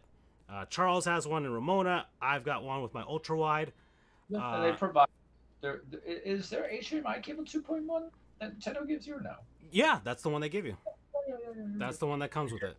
And if you buy a second dock, it comes with the extra adapter, the power adapter, and extra HDMI 2.1 cable, which is actually super nice of Nintendo, which they honestly don't normally do. So, and I mean, if you couldn't do a power dock, a good USB-C charger could do it. But it has to be at least 60 watts, because all the old ones that I have for the Switch 1 do not work with it, or won't charge it to the point where it can power on the on a monitor. So, but try it out. It actually is 120 FPS, people. I'm sure you've seen it with Mario Kart, Charles. So the thing that's been, as I'm playing it right now, the thing that kills me on Mario Kart, I couldn't tell if it's 60 or 120, right? I did play a little bit on that. Well, it's not 120 consistent, obviously, for certain parts, but it maintains it at the very least. Yeah. But I've noticed it. The idea is we're also working on hertz. So we should, there's frame per second, and then there's hertz, which is your output. So one's like what you're seeing, what's being displayed. That's the layman's way of how I'm going to explain it to you. And both are equally important. It's the 4K HDR resolution. I can live with 60 FPS on a lot of modern games. Right. I'm not the biggest snob. I can live with that. You know what I mean? But I'm looking at Mario right now, and he's wearing this red cap, and it's so realistic looking to me, and colorful and beautiful, that I'm like, holy Christ on a cracker, man. Like, what is this? Like, that's what I'm talking about. Because you don't have that. Because what people got to remember is that what we were stuck with the Switch 1 was, handheld being 720, right? Yep, 720. And then, like, you're talking about 1080p, and the problem is, unless you got a 1080p television, it's always going to kind of look washed. And I always notice that, even on Ramona, but I'm not going to complain. I just play it. Yeah. You know what I mean? And, but, and a lot of people don't know about, like, dynamic resolution, where the games are running at less than that. And the beauty of the Switch 2 is now it can actually hit, at the very least, 1080p on the games that should be on it right now, right? Which is perfect, perfect for anybody who is playing Switch 1 games Mm-hmm. on their Switch 2. My buddy's like, there's only one game for it. I'm like, yeah, but he also sold his Switch originally back in the day. So I'm like, but you can just play all this other stuff that comes into it on the backlog, that you get these enhancements and these upgrades. And there is a sizable difference on some of these games. Like, I'm very sad I traded away Bayonetta 3, but it's not a game I've replayed. I'm jealous of you. But Yeah, you're getting I'll like play that, workable 1080p. yeah, I'm gonna play that and Origins actually. So, that's a Halloween, right? Spooky time. Yeah, spooky season. We're gonna count it. So And we'll do that. So that is my. So I guess we're talking about reviewing accessories, right? Yeah. Sorry. So Pro controller right now, Yep. it's slightly less bulkier than one. I don't know if you played the first one, but they're all the same, right? Yeah, I've held it. I've held it at like at stores and stuff. Yeah. The Rumble is interesting, but I'm just playing Mario Kart, and I think come back to me when we play DK and Metroid, right? So Metroid's gonna be the hardest one because I'm gonna be like, do I want to play with the mouse component, or am I gonna want to do with the Pro controller? Because playing Metroid Prime Remastered on my Pro controller was life changing. Like that was my swan song game, ladies and gentlemen, and it was a perfect swan song game. No exaggeration on that, but I like it. The battery life is always gonna be good. It has a smoother kind of feel to it. Not as it's more. It's sexier. It's leaner. It's the Ozempic. It's the Ozempic controller. And the thing is that I won't even trade away my other Pro controller because I'm just gonna have these two, and we can all play it together. We might get Split Fiction. We might do some Mario Party, Mario Kart. You can bring this console everywhere. And for my few friends, because I got like one friend who's like, I like it, but I can't just like right now afford to drop 500, which is understandable. Even if you trade in, you're only gonna get like 100 something from it, so it's $300 is very sizable, but it's still expensive. For us, I think people I'm a are. bit of a, I just want to say people who want to get in on the Switch too, because some people are like, okay, fine, you don't have to get in right now. You don't have to. Mario Kart World is fine. I like it. I think you think 8 is still better. But eight, recency bias. I was literally playing 8 up until I got card. Yeah, You know what I mean? and World, I like the little challenges with the free roam and all that stuff, and I thought the courses. I'm doing free roam right now, I like the courses, and I really do like the aspect of Knockout Tour. That's been really fun. Knockout's interesting. It's actually harder against the computer. It's pretty hard, and online it's pretty insane as well. It's not a full course meal yet, but I know they're gonna make it into a full course meal. Right. That's the best way I'll describe it. And I think they're gonna add updates to it because 8 had updates all the way to the end Well, of the Switch. that's the recency bias. I had 96 levels to choose from, right. and playing against online people was fine. So keep going. Sorry. I think it could be faster, but visually it's more beautiful. And the thing is that you needed a change, and this was the change. So I'm thoroughly fine with it. But the thing is, like, y'all motherfuckers on the internet, 14, 15, cursing like a sailor, y'all talk too much about, like, you don't have anything for launch. I'm not here for a one-time adventure like going to Universal or Disney or Busch Gardens, which I've gone to, right? That's a one-time adventure to go for. This is a console. I'm going to dedicate time to it for 5-6 years. Right. You played the long con, but people, and the thing is, in the heart of hearts, I think people know this is just they're just dumb. But that's the thing. Like in the next 4 or 5 years, I have 3 Switch games right now that I can attack if I wanted to. Unicorn Overlord, Scarlet. The thing is with Pokemon, it's not like I can't do like 10 hours of it each day the way I did like Lies of P just to speed it up, kind of thing. It's more or less like it's the game I put 5 to 6 hours in a week before bed or something like that, and listen to an audiobook because it's the way I curate it, and I enjoy doing it like that. And then I have like another game that I forgot about that I have or not because my backlog is like ridiculous, right? And then we will build when Bonanza comes out next month. Yep. Prime's probably coming out in September near your birthday. That's like I hope so. estimation. There's other games that are coming. Or at least by into it. spooky season. Bayonetta Origins is the other one. That's spooky. That's another spooky. But that's my other Switch game. Yeah. It's all gonna be good, baby. And I could buy some Switch games if I wanted to. Well, Man. that's what I was also looking at, but I just wanted to make the point that for people who had the Switch One around that first year or first year and a half, if you've had that console, because I got the Switch One, I didn't get it at launch, but I got it by my birthday. I got it when my grant got renewed. So that was about September or October 2017. Okay, so we both got ours Yeah, around the same same time. time. So Yeah, because we attacked Splatoon. Oh, side note, guys, Splatoon's great. oh yeah, those who it got the wondering. update. Yeah, I got the update. And it's gonna get more. Yeah. Give me Yeah, 120 like FPS, I'm Summerfest is starting this weekend, I think, or next weekend, one of the weekends. So got a little erect right there. Sorry. yeah, got new weapons, new items, and they added one more stage, and I'm hoping that They brought back Urchin Underpass. yeah, man. yeah. So I'm hoping maybe we can get Clinical. at least one more, because I'm going to assume 4 is coming out next year. Yeah, I think 4 will come out this September because that would give about 3 years or 4 years from when. Yeah, 3 Three years. came out. Yeah, 4 years since the other one came out, which was 4 years from the first one, I think. Yeah, because For the second one, actually. Yeah. I'm So trying to- yeah, so yeah. So if you got your Switch around that early period, then I say, and you really liked your Switch One, then I would think the upgrade is worth it because you're gonna see the actual difference. And you can still use your same Yeah, accessories. you're not leaving anything back. You don't have to buy any new accessories. Actually, you can just roll the way that I'm rolling right now, which is I've got 2 pairs of Joy Cons from the first one, and I got the one that came with this one, and I've got a retro bit or 8-bit though actually 8-bit though Super Nintendo controller that got an update for the Switch 2 and now works with it flawlessly. So I'm set on controllers. Charles got his Pro. He's got the Pro 2 now, and he's got one, or you got two. You got the 2 sets of So Joy-Cons? I have the 2 Pros. I Yeah.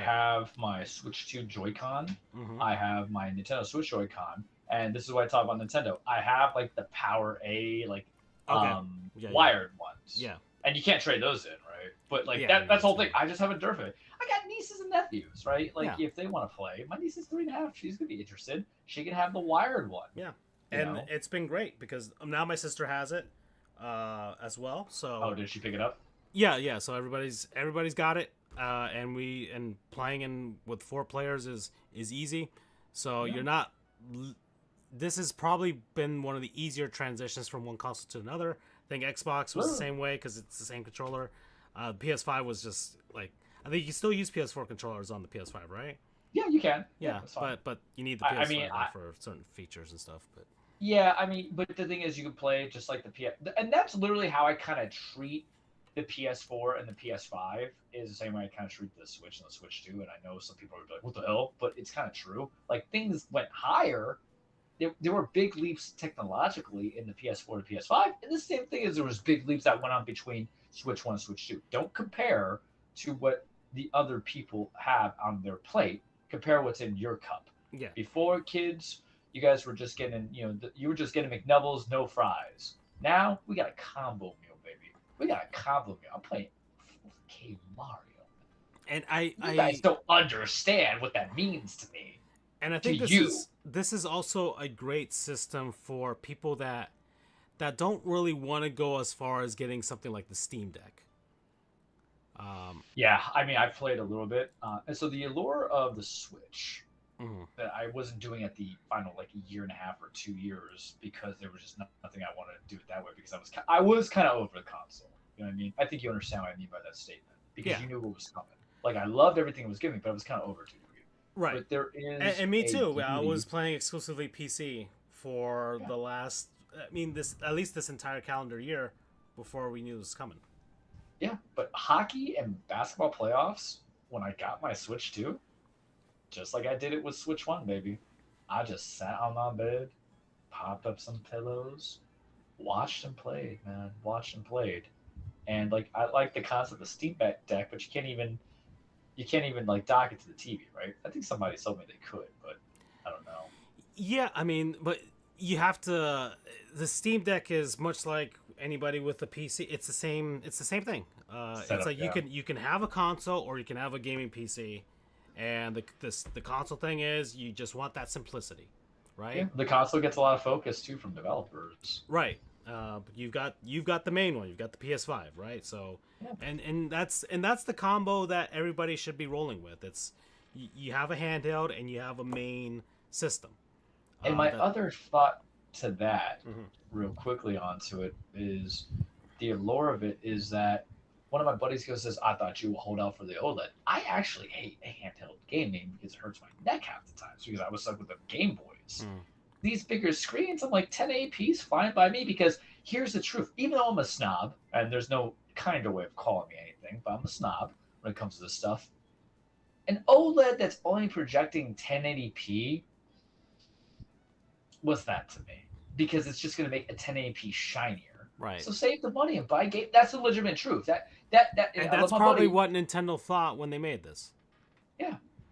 I'm playing a game that actually can project on my OLED television. Some people are like, "Oh, well, why do you care so much about an OLED?" And this goes back to a combo we had 3 years ago. Well, 4 or 5, and then I executed the plan of getting a Ramona. Is that like you're gonna get color enrichment. There was 2 things coming to the new generation that each developer was gonna have a hard time selling me on. Color enrichment. It's not that the graphics look good. It's the fact that like, does my television have the capacity to make the graphics look excellent? Mm-hmm. Because some people kiss the pig with lipstick. You know what I mean? That's all I'm saying, right? Because that's all right? And then the other thing was how you can do sound ambiance, because I was correct in that prediction. I told you this, where it wasn't so much going to be just graphics. I think we do hit graphical peaks every now and then. They'll figure some stuff out, but I'll still hold to it. It was going to be sound design for a lot of stuff. Side note, the Mario Kart World soundtrack is the tits, as the kids say. But it was about, like, when you play a game like Death Stranding, right? We're excited for that, kids. What that sound ambiance is going to be. That's why you have to go to the next step and be like, okay, can I get, like this and that? What does a TV also have a sound? Do I need to get sound bar? Do I need this? And that goes into the Switch, which I'm bringing it all back to. The Switch 1 sound design, whatever. I usually would have headphones. But I've played around with the Switch 2 and its sound inside, internally in the machine, is actually quite superior. It is. Yeah, there's more like I think it has like Dolby Atmos and a bunch of other stuff, right? Yeah, I can't complain.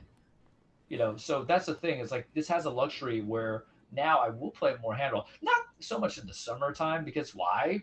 It's summertime. There's nothing on, right? Baseball, but baseball, just watch baseball. But go from there. But rarely I don't have MLB TV. But once we get back to football, once we get back to basketball and hockey, which like hockey itself, right? Like even me watching it, when they were going to the postseason, and they had like the 20-minute intermissions going on, 15 really. But I was like, all right, I'm just gonna play dedicatedly to Mario Kart. It's gonna, like Francisco said, it is a good alternative for people who want a handheld and then a console as well. And the good thing is, like, it's not the sexiest components that you have. It's a strong enough machine, but if you have a multi-tier console, then you're probably going to buy the bigger games on PS5.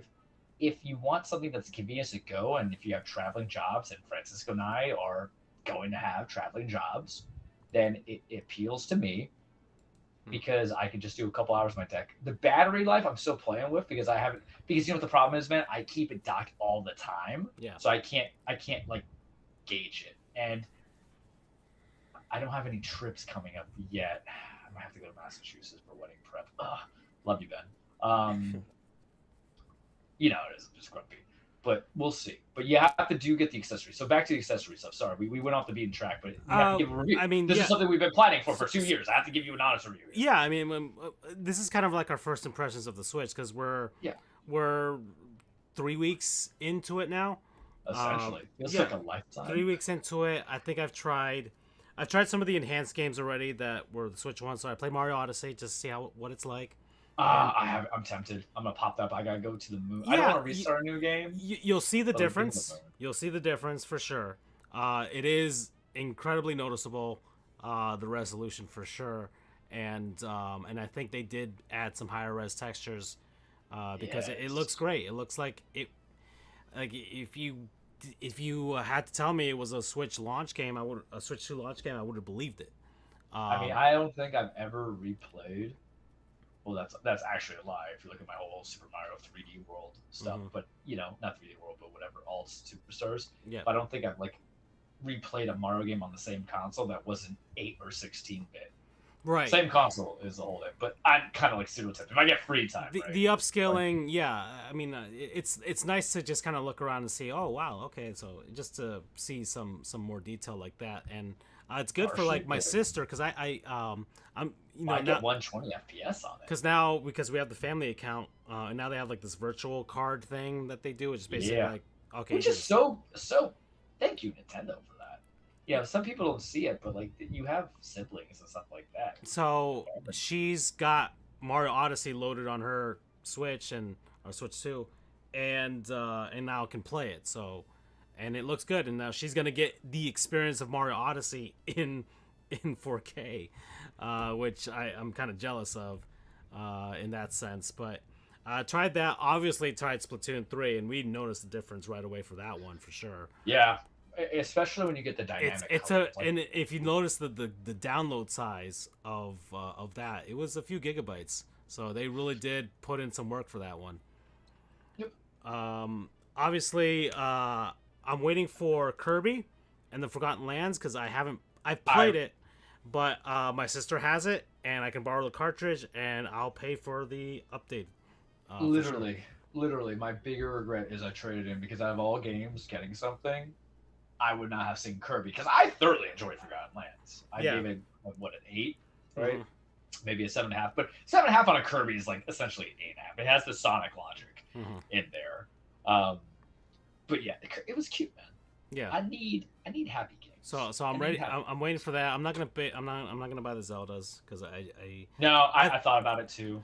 Yeah, and we've kind of gone over like, can we go back to Hyrule, because that was such an experience that I don't want to piss on it. Yeah, basically. Yeah. I'm ready for Hyrule Warriors. That'll be my way of returning to Hyrule. I actually might pick up the definitive edition that was on the Wii U. They got bumped up. The first one? Yeah, the first one. Yeah. Because I never touched it. Especially... I played it with a buddy at his house, but not that. Yeah, it's fun. It's a fun game. I never thought of buying it but I think it did get... That one also got a big boost. It got an enhancement as well.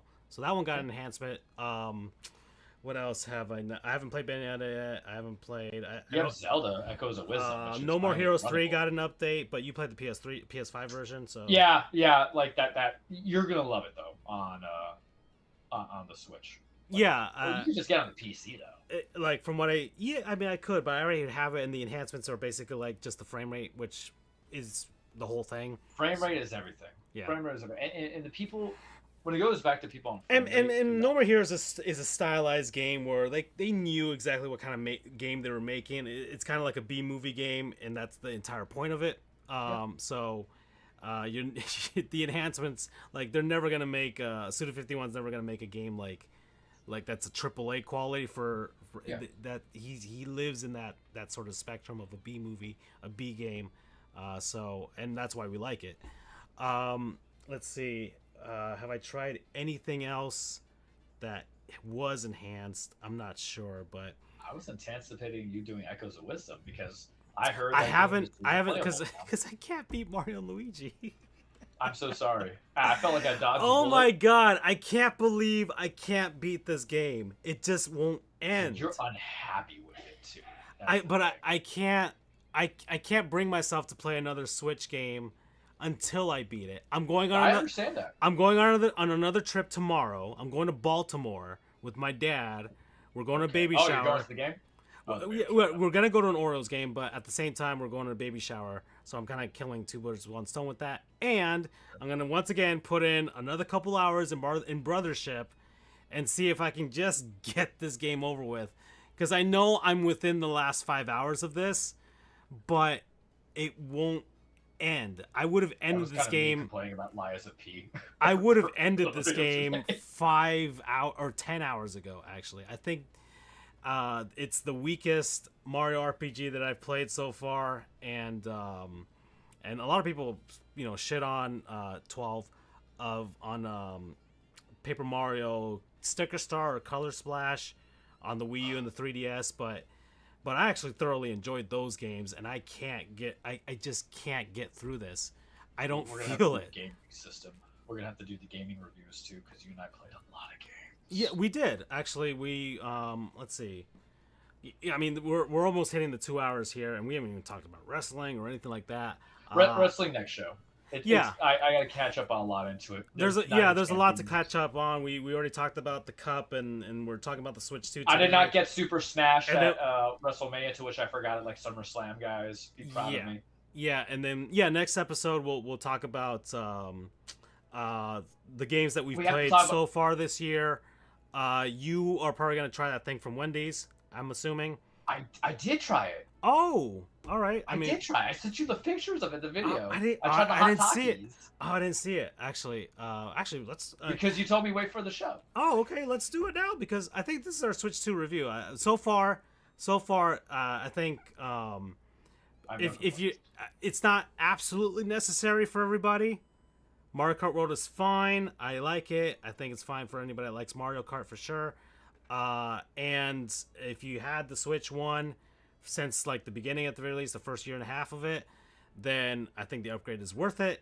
Everybody else, if you want to wait, Donkey Kong comes out next month, Metro to come out later. You'll have a lot of games by the holidays if you want to get it then. And I got it for free, so I can't hate it. Yeah. All right, so that's our Switch 2 review for now. We'll come back to this later on in the year, especially after spooky season and we're heading into the holidays. So, Wendy's. All right, so we know I love Wendy's. I get fast food once a month. I've been kind of bad in the time period where I've had it like twice a month. I've been really good with it. I didn't have any at all in May. I waited until I didn't have any at all in May. That's always good. In June, I was in a pinch twice, so I kind of burnt my May one by double dipping in June in the first week of June, and then I didn't do it after that. So that's where I'm at right now, but I've been really good with it so far. And we're working out. We're still working out. We're still, especially you. But I'm working out. I'm religiously working out. Yeah, but I'm working out season, too. Baby. So I got the personal trainer and all that stuff, and I don't know if you noticed when you hugged me, but I got a bit more muscle on me, for sure. I did. I think I complimented it. Yeah. So we're very body positive in this team. It's my upper body. You can really tell, for sure. And we're hot goof summer. Yeah. I've coined for 3 years. Yeah, and Andrew's swimming and all that stuff. He's going to the gym too. So, but yeah. Wendy's. Sorry. So first off, what I will say is I taught Francisco how to beat the system on the fast food stuff because he didn't realize that when it comes to your fast food day, you would just order it all and eat everything there. There's nothing to stop you. And it was because back in April or March, I hadn't eaten all day. I was starving. Yeah, you were sick. I think you were sick. I was sick. I don't know what I had. It's just one of those things where I'm weird because I can never call it a cold or if I'm sick because I'm I get a little. My immune system's I'm literally sick for a day and a half at most. Mm-hmm. It was Rona was the last real sickness I had, and that was 2-3 years ago, right? Come on. So, I taught him some things. So he had talked about the Wendy's saucy nugs, and he was like, oh, well, blah blah blah blah, and I was like, well, you know what? I want to try it, right? I'm going to try it. And this is when I had the Ghost Ranch chicken pepper sandwich. And instead of just doing the combo meal, I just asked them for the sandwich. And I just got the saucy nugs, the big platter, buffalo. And then I'm like, okay, so now the new trick to show was if you're going to order it, you don't have to just keep it to your typical sandwich or burger and sides. Just get as much of the meals that you want. And that's it. And I ate it all. It was great. They took off the Ghost Ranch chicken sandwich, and I hope they burn in hell for it.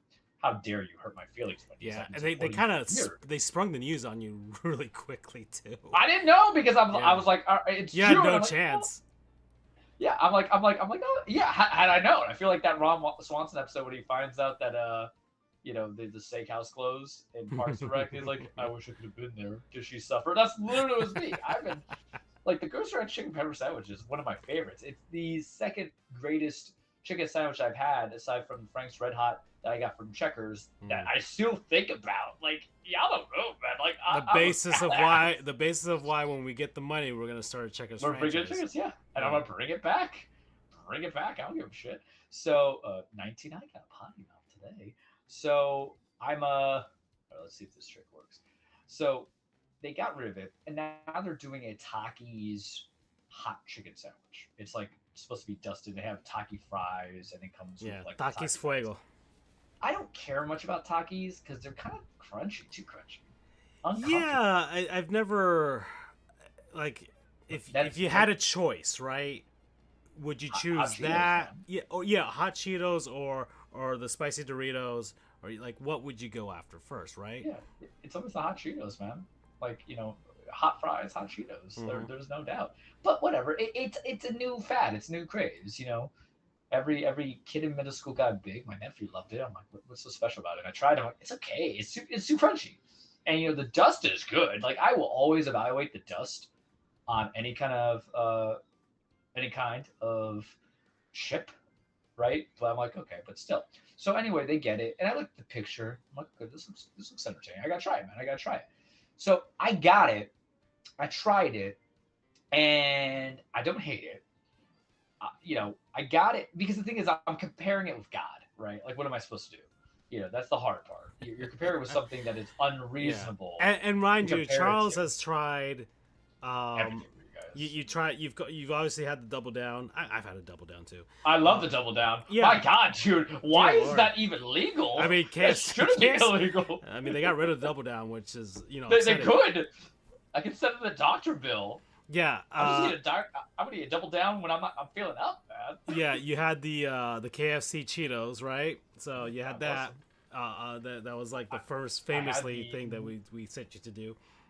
Yeah, I had the nacho pimento from Wendy's, which I didn't care about. I tried the what was it? What did I try at Taco Bell? Oh, the Cheez-It, the giant Cheez-It crunch. Yeah, I missed out on that one. I was like, you know, I'm glad you missed. I gave you the review for that one. It wasn't. It was. Review odd. Pro was very heavy in our lives, guys. When I haven't seen him in a bit. Actually, I probably should get back on that. He probably died of food poisoning from all this stuff. He's up in Central Florida. He's still doing his thing. But yeah, no, but like, yeah, we criticize his reviews in that sense too. Because we, Kind of admire him. Yeah, but yeah. So you tried that. What else have you tried? The Pizza Hut Hot Honey.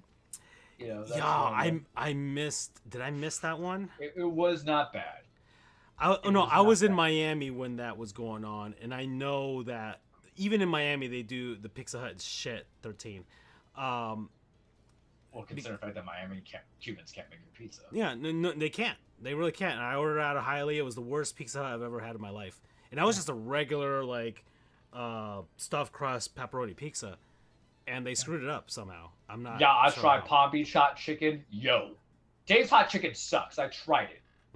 Y'all just want spicy with no flavor. Palm Beach hot chicken has a lot of flavor and spicy, but I can taste that chicken. Just saying. So yeah, we tried a lot of stuff. And remember, I was also on like the Oreo and Pop-Tart binge. I went on this journey for you guys, like the two people, Freddie and BU, if you guys are still alive and kicking, and all the other people. I had the loaded Oreos recently. Tell me about this. Oh my God, is it good, Charles? Remember, I live in a shack because I'm so routine that I'm not a danger to myself. The loaded Oreos was just the Oreo cream filled with Oreos inside of it. Okay, I know which one you're talking about. Yeah. I have misgivings on it for reasons. Because I think, like, I need diversity, but like, I also cookies and cream is my favorite ice cream, and there's no other superior one. But if it's like kind of like that same combo in that same vein, then like you have my attention. Oh yeah, I thoroughly enjoyed it for sure. But yes, so the Taki itself. So now the sandwich. So, all right, I'm going to talk to you about it because it's a paired combo, right? You get the Taki. So I've got I've got it up here on the screen here for the video version. But yeah, Takis. So the Taki, like I have the Taki bag still out there, like somewhere. But the Taki fries are stellar. I'm not even gonna play. They're dusted fries, have kind of like a melted butter kind of taste to it, and I was excited for it because my buddy put me on. He's like, "Listen, I had them. They're good." I'm like, "All right, fucker. Like, let's try it, right?" 20. So I'm like, I had it. I'm like, oh man, these are so good because dusted fries. Because Wendy's fries are the weakest out there. You know, Burger King I'd have can to be agree. too. Yeah, I think Wendy's fries, like if they could like leave them just in just a little bit more, I think they'd be more solid. Yeah, it's just like what's up. But something Like is night and day. another 30 seconds, and they actually might be legit. I think. Yeah, but the thing is, like, you know, and I'm a creature of habit. When I go out to eat, I got to start with the sides. When I go get fast food, I got to start with the sides, right? It's just who I am as a human being. So I go with the fries, and they're good. They're a heavy bag, man. They almost like kind of like Five Guys for a second. So taking a bit, taking a bit, taking a bit. I'm like, okay, this is good. This is great. It's not hot enough, but it's tasty. I'm in love with this. Like I can go with this. But at the very bottom of the bag, be warned, is where all the dust and the oil kind of Accumulates. congeals. Yeah. Ooh. Yeah, Okay. accumulates. So I got one motherfucker, 21, and I put it in my mouth, and that was just all dust in my throat. Call me Jenna Jameson because I took it. I was like, oh my goodness, man. I was just, Were you gagging? Did you gag a I little? was coughing. So I'm like, oh shit. I'm like, what? I'm like the Idris Elba kind of thing. I'm like, what is just happening right Yeah. here? And it was delicious. I thought it was great, and I wanted more, but I had my fill because there's a little bit of that grease and that oil. It's kind of same thing if you have like hot dry rub chicken. You're gonna have very similar things that occur. Uh, 10 out of 10 fries. Like if they kept that permanently, I'm like, I get that all the time, man. Like I'm not playing. I'm straight up. I think dusting on. I think our fries in America has gotten soft, and you guys don't want to do anything sexy except say, hey, I got fries in the bag. I love I need. seasoning fries, man. I know, and I need diversity. I love seasoning fries. Like We that's the one criticism every time like we're making like cookout food, that type of stuff. Yeah. Like I like put some stuff on those bad boys, man. They're Get too reliant on Dunkin' shit. yeah. Yeah, I love seasoning fries. Just it's a game changer. I don't care what you do, and that's also shout out to Palm Beach Hot Chicken because they have the seasoning, but they also I think they have a Parmesan glaze on their fries. I'm like, this is stellar. That is just a not brother. You gotta try it. I love it. And, Where is this place? yeah, Hold on, where is this place? Palm Beach Hot Chicken's got to be around here. It's one in Fort Pierce, so Derek and I are like, Oh, I'm like, I want to try it. I'm gonna look And they this up don't on the just do screen. this. Is my non-sponsor right here, right? Yeah, And I'm we're gonna gonna look give this you up on one. the screen. Yeah, let's go. It's not just like fried chicken; it's just fried food. So you get fried chicken, Palm you get Beach Hot snapper. Chicken. Let's go. Yeah, you get snapper. You can get catfish. You get conch fritters. You can get gizzard. And I lived in Polk County. I had catfish, Let's see. it's good. Where Like guys, they're but they're you're right down the street from my office. Oh, and no, they're wait, is that it? cheap. No, wait, hold on, wait. Maybe I was looking at the wrong one. Palm Beach Hot Chicken and Seafood's got a rooster that's on fire. Yeah. Hold on, okay. Better All right, better than I'm Days looking- on Kitchen. Fort Lauderdale. But like those, They got one in Fort Lauderdale, folks. So yeah, Fort I'm Pierce not- is getting one. they opened up the Fort Pierce one. That's Okay. where I got it at. Okay. They call it Palm Beach Hot Chicken. They don't got one in Palm Beach. Are you kidding me? I think there's a couple. Like I don't know. I'm looking at the website. I just see Oakland Park and Fort Pierce. Unless the website's wrong. The website has not been updated because I was vetting it because I looked at DoorDash. Palm And I Beach saw, Hot like Chicken. I'm gonna go on Google for you. All right, make your life easy. Yeah, I will go look on Yelp. Let me see. I just see Yeah. Oakland Park. I don't know. They got like Jaws Hot Chicken. I don't know if it's a licensing rights that they got going on. But I when have you no see idea. the big rooster, it's there. I'm not sure, but fine. Well, go ahead. Just keep going. So like it's the prices are reasonable. So for like $12, and they got fried okra if you want okra. So like for $12, it came. I got because they have the hot rubs, right? So you get medium hot, blazing. You get a little bit lower or mild. I got one was a sandwich, which was a slider. One was a big ass chicken tender. It was huge. I sent you a photo of it. I was in love. And you get a soda and you get a side for like $12.99. And then you could buy like pies and stuff, right? So I'm just trying to Palm Beach. I'm gonna go Palm Beach Hot Chicken. What do you got? PGA. I'm on Palm Beach Lakes, but I don't know, man. Maybe it just might be the name, and it just No, happens to be. There's one 3101 PGA Boulevard in the Jade 205. That's by you. Okay. Well, think. not by me. I'm on Palm Beach Lakes, but yeah, no, close Oh enough. yeah. All right. Either way, let's go. So anywho, so like yeah, the price is I'm right, looking and at then the menu. So yeah, the price is like it's legitimately that price. Like Derek had 3 wings and 3 snappers with the fried okra and the $6.99 fries. for 3 wing. Okay, 10 wings for $13.99. Yeah, You got a 10-piece buffalo wings. You can get a 50-piece for $40. Wow. yeah, yeah, but they are legitimately there and they're cooked right, and you can tell when it's bad fried food because it's overly crunchy, or it's too watery, right? It's soggy, like you can tell it's been in the freezer for a Yeah. bit. Not here, man, not here whatsoever. But so this is how legitimate they are as a fried foods point. Their wings, they don't toss them in sauces. They'll bring you a sauce on the side. They're more about the fried food, the seasoning. But then you can get the Memphis, like the kind of like Nashville or Memphis rub, Yeah. if you're a connoisseur, on your chicken sandwich or your chicken tender. So I eat the sandwich. It's a slider kind of sandwich, so it's a perfect. I'm like it's good. It's got a little bit of kick. But I'm like fine. And then I look at the big old tender, and I'm like, all right. I grab it with my finger and I lightly pull it right, and it ripped off. And I just chuck it off like I'm in trouble. And I see all this funny because that means it's cooked, and that means the moisture stayed in. When I can rip it with my fingers without like having to go to my teeth or cut it in. And then like I got an orange soda because I went pure Charles in 1999, 2000. If you're gonna give me hot stuff and orange soda, right, fried chicken, all that. So and I had some of my buddy's okra. Okay, I need this. So I take a bite, right, and I take a couple bites. And my mouth just goes, dude. Like I'm like, oh no, I'm sweating. I'm sweating because like Dave's hot chicken is very much the same, but you don't taste the flavor, the juice of the chicken and the meat. It was just all the hot, and then it destroyed my colon immediately afterwards. But like I'm taking a bite out of it, I'm like, oh, this is good. This is good. The lip sweat. I got like the eyebrow going in, and I open up that orange soda, and I just start drinking. I'm like 3/4 of the way in, but I got through half of it, and I'm like, all right, man. I can do this. I can finish it. And I finished the other half and go from there. And I didn't blow up the toilet. We were very happy. It was God's gift to mankind. Economical, affordable. You would love it. You like fried food. I think by you they call it Jaws Hot Chicken, Palm Beach County, but they're probably in a rename. And there's one 1258 Palm Beach Lake Boulevard. I'm Because trying it's to the same find thing. it. I'm trying to find. Is it the same menu? Did you check? Yeah, yeah. I'm looking at it right now. It's like the menu. Yeah, because they got the catfish, a chicken burger, tender blazing. They got tender combo one, tender combo two, tender combo three, 3 wing dinner, 10 wing flight. Actually, no, maybe it's not the same. I don't know, man. Like that's the I problem mean, I with could Google. give it a shot and see if they're comparable. Yeah, And yeah. Sometimes I have to, like let's endeavor you to be that person.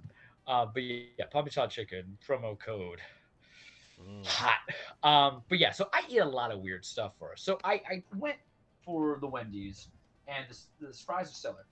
This was the problem with the chicken sandwich, and I think the sin that I committed is the holy sin that I told all you foodies like myself never do. Never go for fast food at like 8 at night because you're just gonna get the end of play stuff. And I'm gonna revisit it in July, but it is more like crusted as opposed to dusted, meaning a central part of the sandwich has all the stuff in there, and it's like the Takis and then like the little like cheese that they have in there. But I tasted more of the general chicken breast or the chicken sandwich that's in there first until we get to the middle, which isn't bad. Wendy's makes a mighty chicken. No, Sandwich, I've always the ratio of the actual meat that you get at Wendy's is probably Fair. better than the other two, for sure. Especially since Burger King got rid of the King. Well, I mean that was probably a blessing, Chris. Oh, We were eating man, the what a chicken too summer. much. Yeah, we were getting God, fat. man. We were getting I fat off love that, shit. man. I'm just 2021, baby. Woo. yeah. We especially when there was a spicy chicken, and I was like, I need that in my body. We were putting in some work, man. We were putting in some legitimate work. That was Before that probably, inflation hit. yeah, because brother, we were doing it. So yeah, like so I made the sin, right? I made the sin of doing that. So I'm gonna revisit it. I'm gonna revisit it. Okay. You give But it a when second we shot? did get All to right. yeah, I you gotta do it. What I always tell you guys, 6 p.m.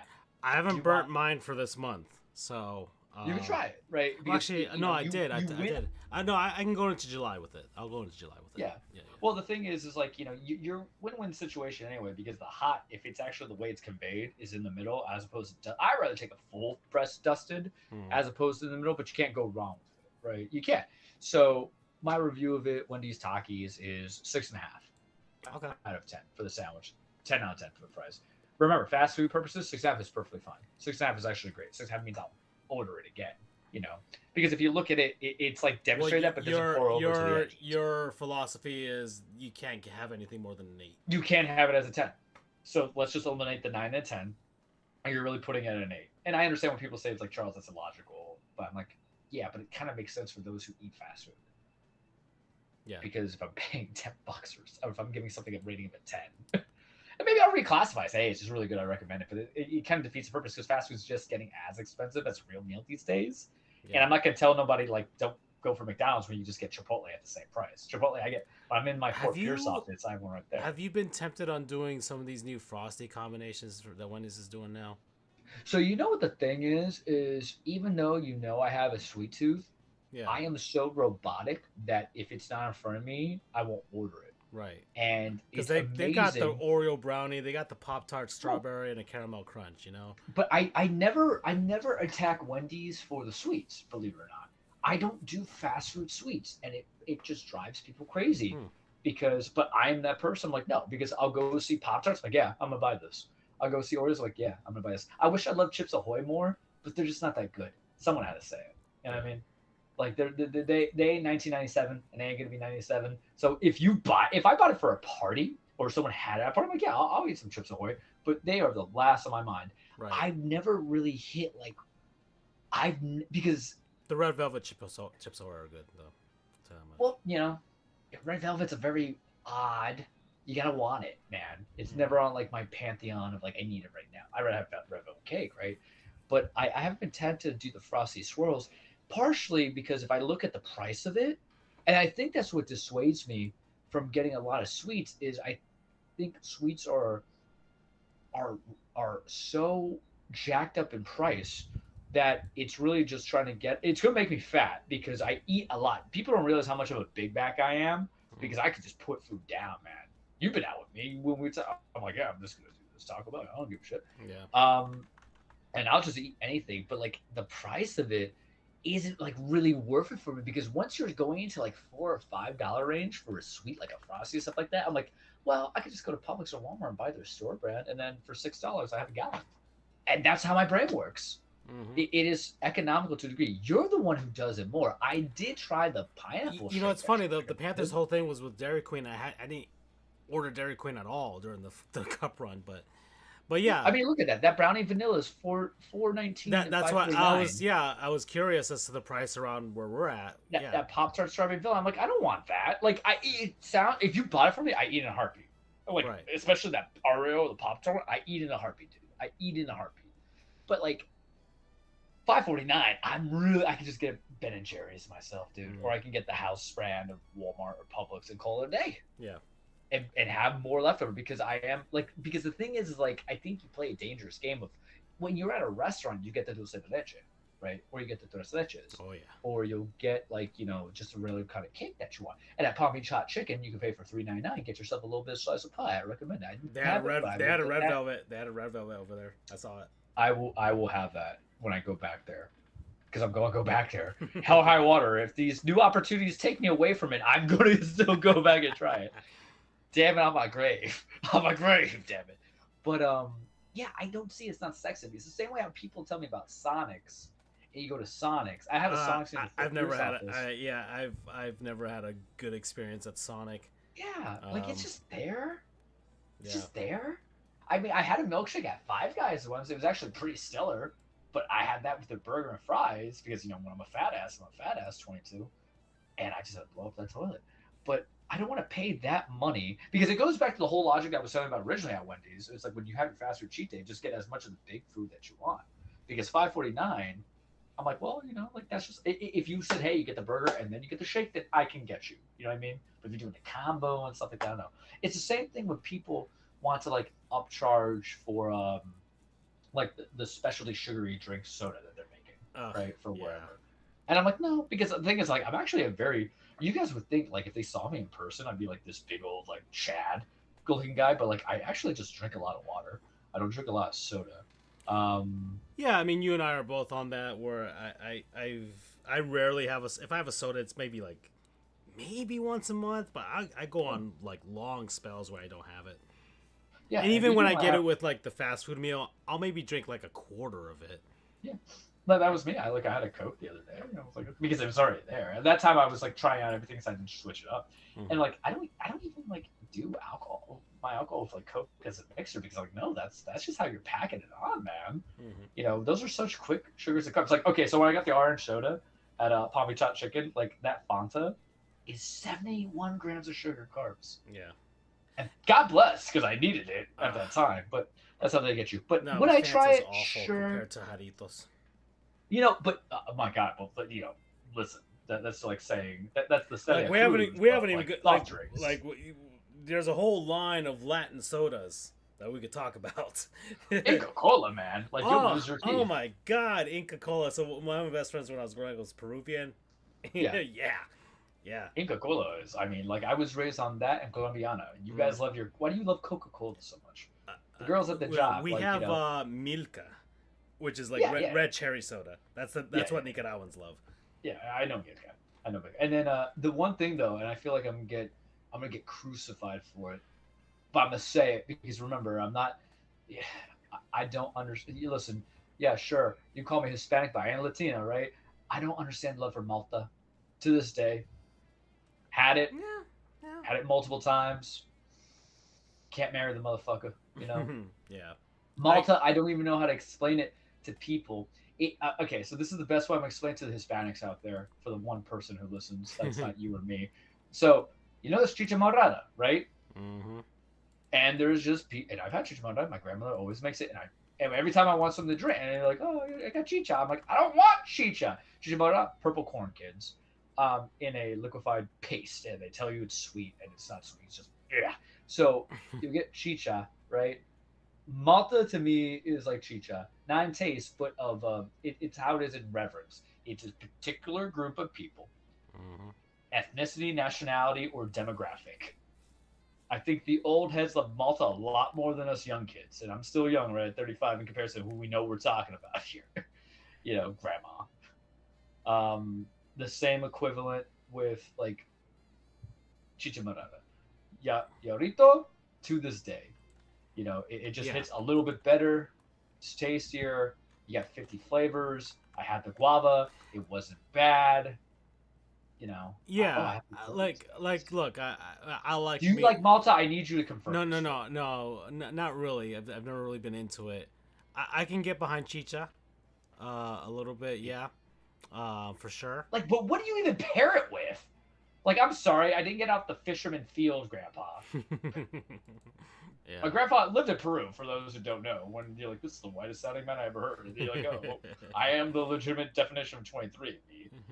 And you look at me, and I'm like, you know, I'm like a MAGA's wet dream when you see me visually. And then I start talking, like, oh, this guy never shuts up, does he? All but right. Malta, man, it's a tough sell. Yeah. Charles, we're at 2 hours and 19 minutes. I think we should concluding thoughts. Yeah, conclude it there. Yeah, I mean, you gave the final score there 6.9, 6.5. Yeah, 6.5. Yeah. Fries are a 10, hands down. Fries are a 10, hands down.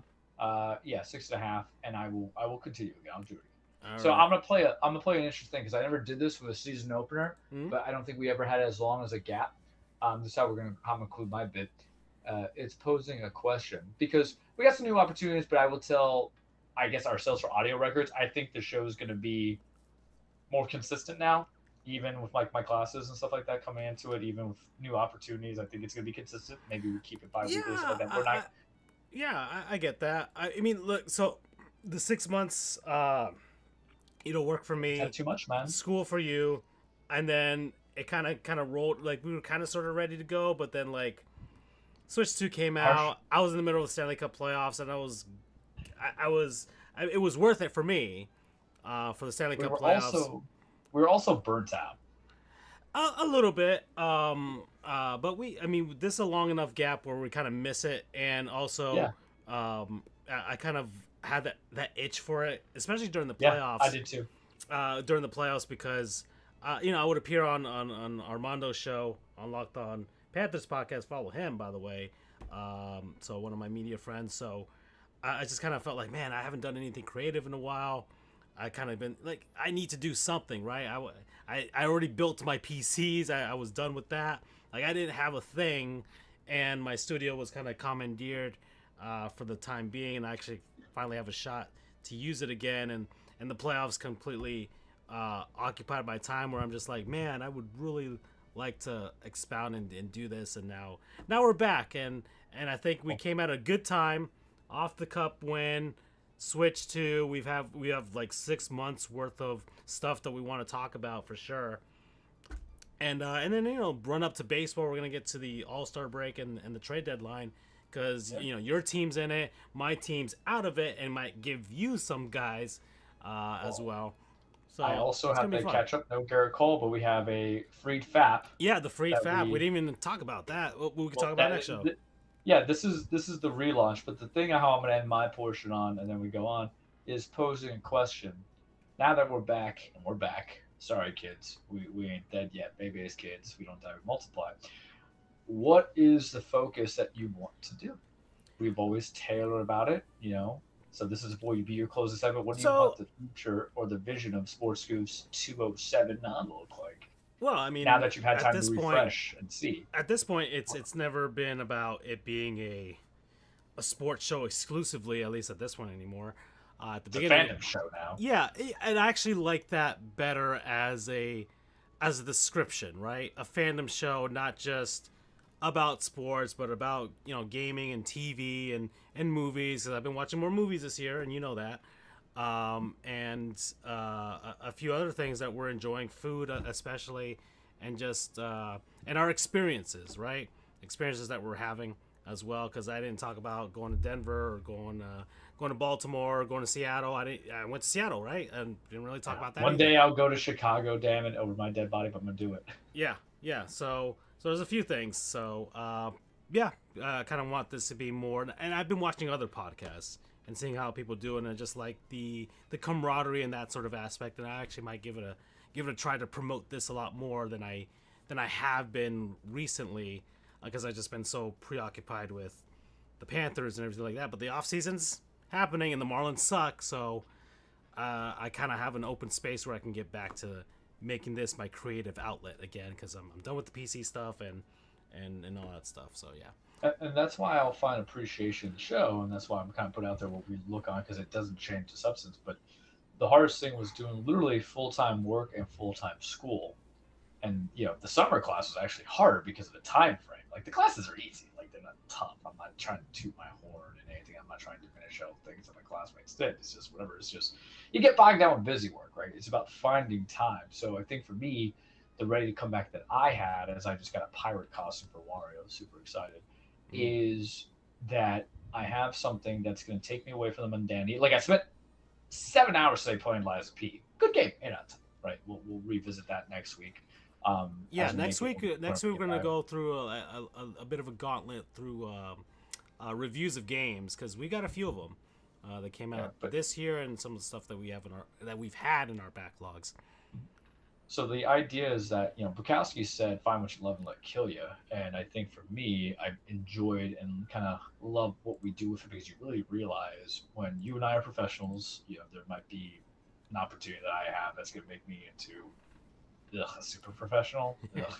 Can't say on the air fully for like maybe the one person at work who knows I do this, but you really kind of it. I think this allows you to kind of take off your mask a little bit in the professional world, and then your individual identity, and just kind of be yourself. And what I would say is, I encourage people. Yeah, there's an oversaturation of podcasts and everything, but just stay tuned, follow, and do your own thing too if you guys are interested in it. Mm-hmm. All right, so we're gonna leave you at that, and we'll see you guys next week, and we'll see if Andrew will be on to talk about what he's been doing as well. So, bye, everybody. Take care.